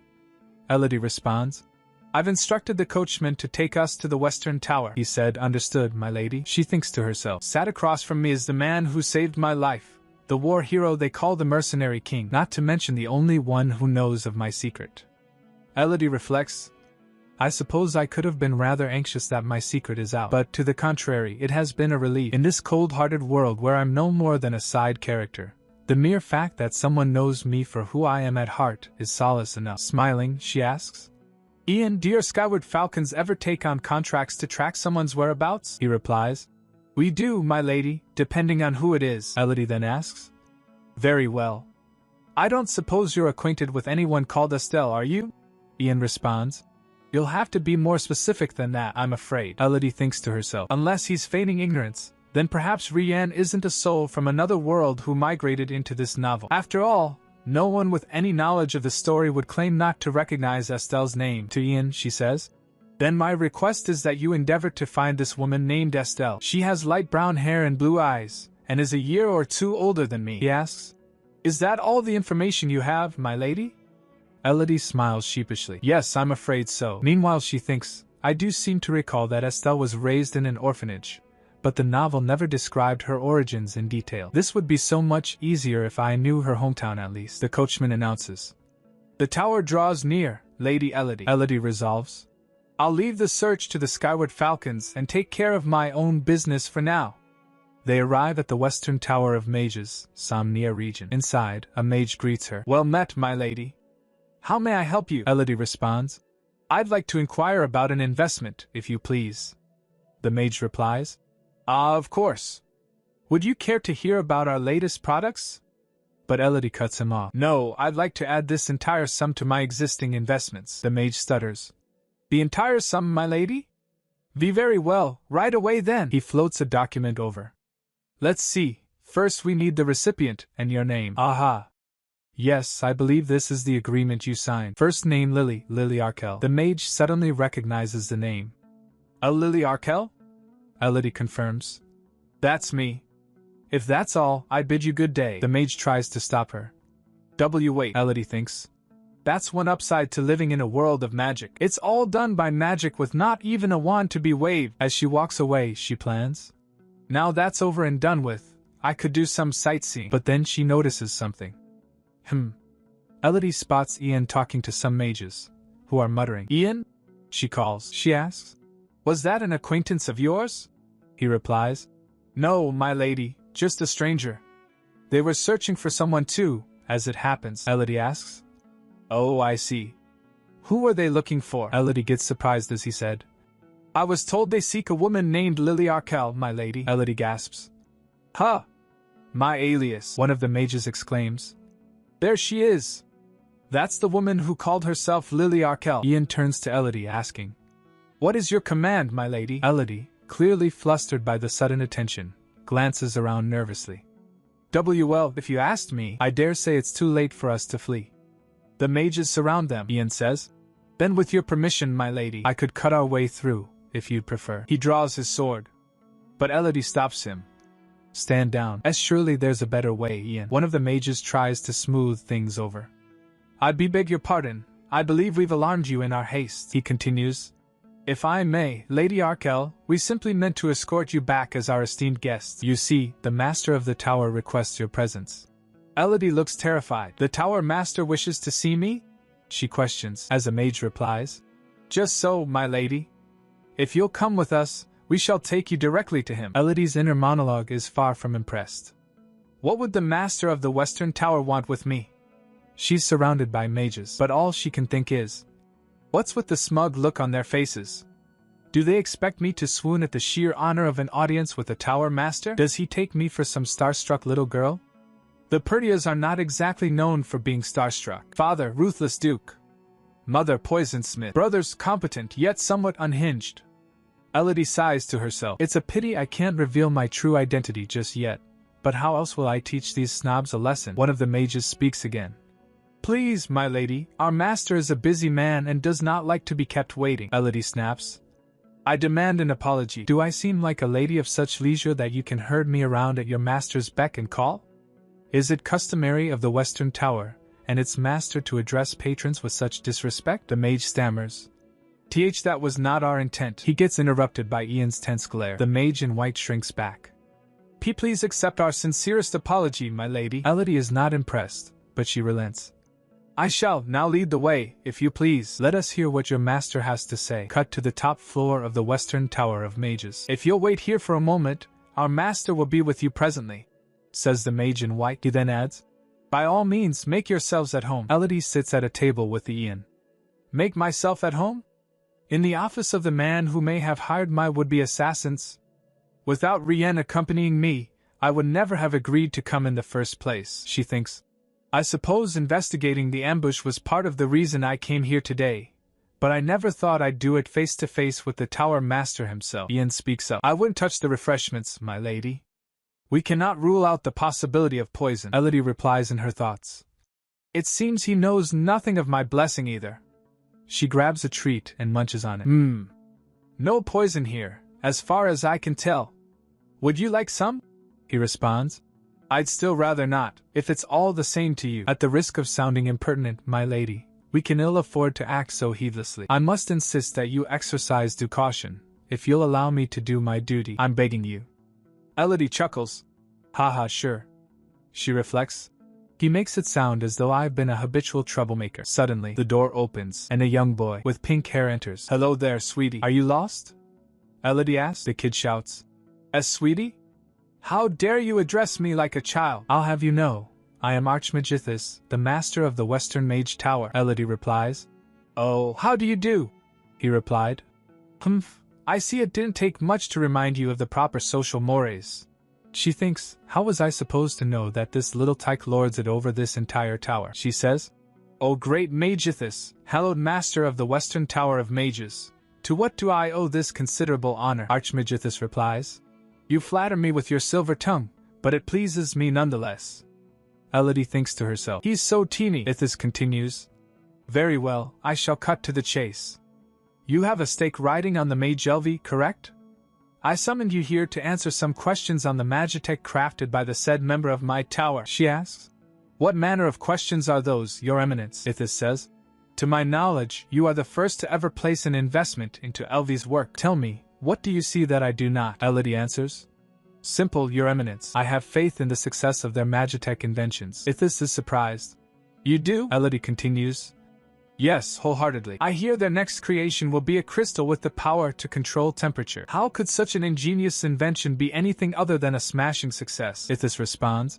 Long have I been pressured to abandon my so-called meaningless research and dedicate myself to the tower, she asked. I'm sorry, he said, at last, to find a like mind who appreciates my work. Of course, talent recognizes talent. You must be a woman of extraordinary insight. Elodie wonders.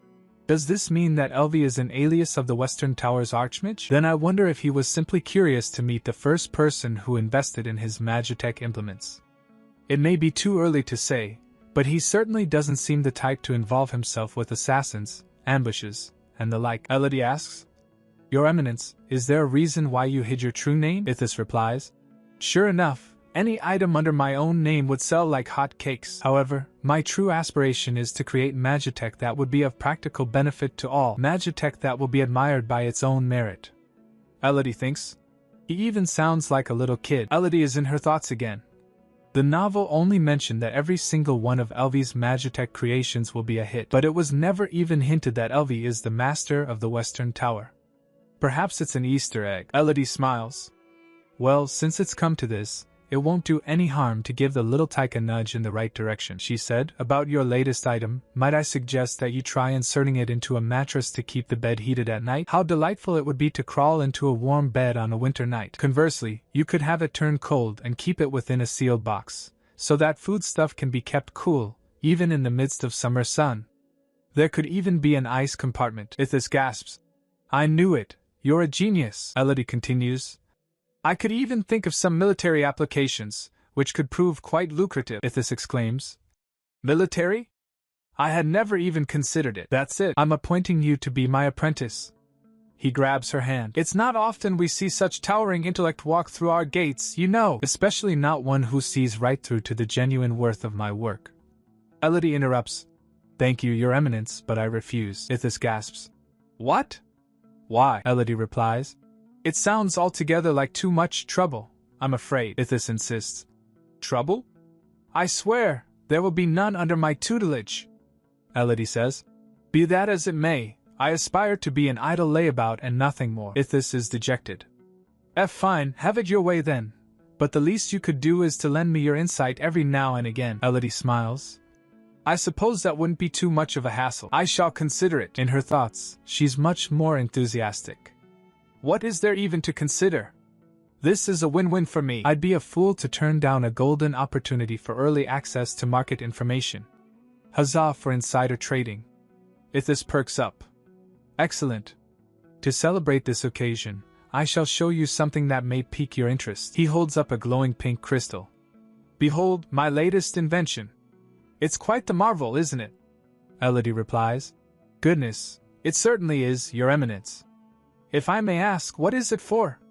And may I touch it? Ithis grins. Hee, since you're so curious, allow me to explain, he continues. There is but one purpose for the crystal you hold in your hands, to cause the utter and complete ruination of Duke Sylvester Perdia. Elodie is aghast. The ruination of whom, Your Eminence? Ithis exclaims. Ha! I see the audacity of my endeavor has you struck by disbelief. Why, I mean the tyrant who leads the insufferable House Perdia, Duke Sylvester Perdia himself. Elodie is speechless. What?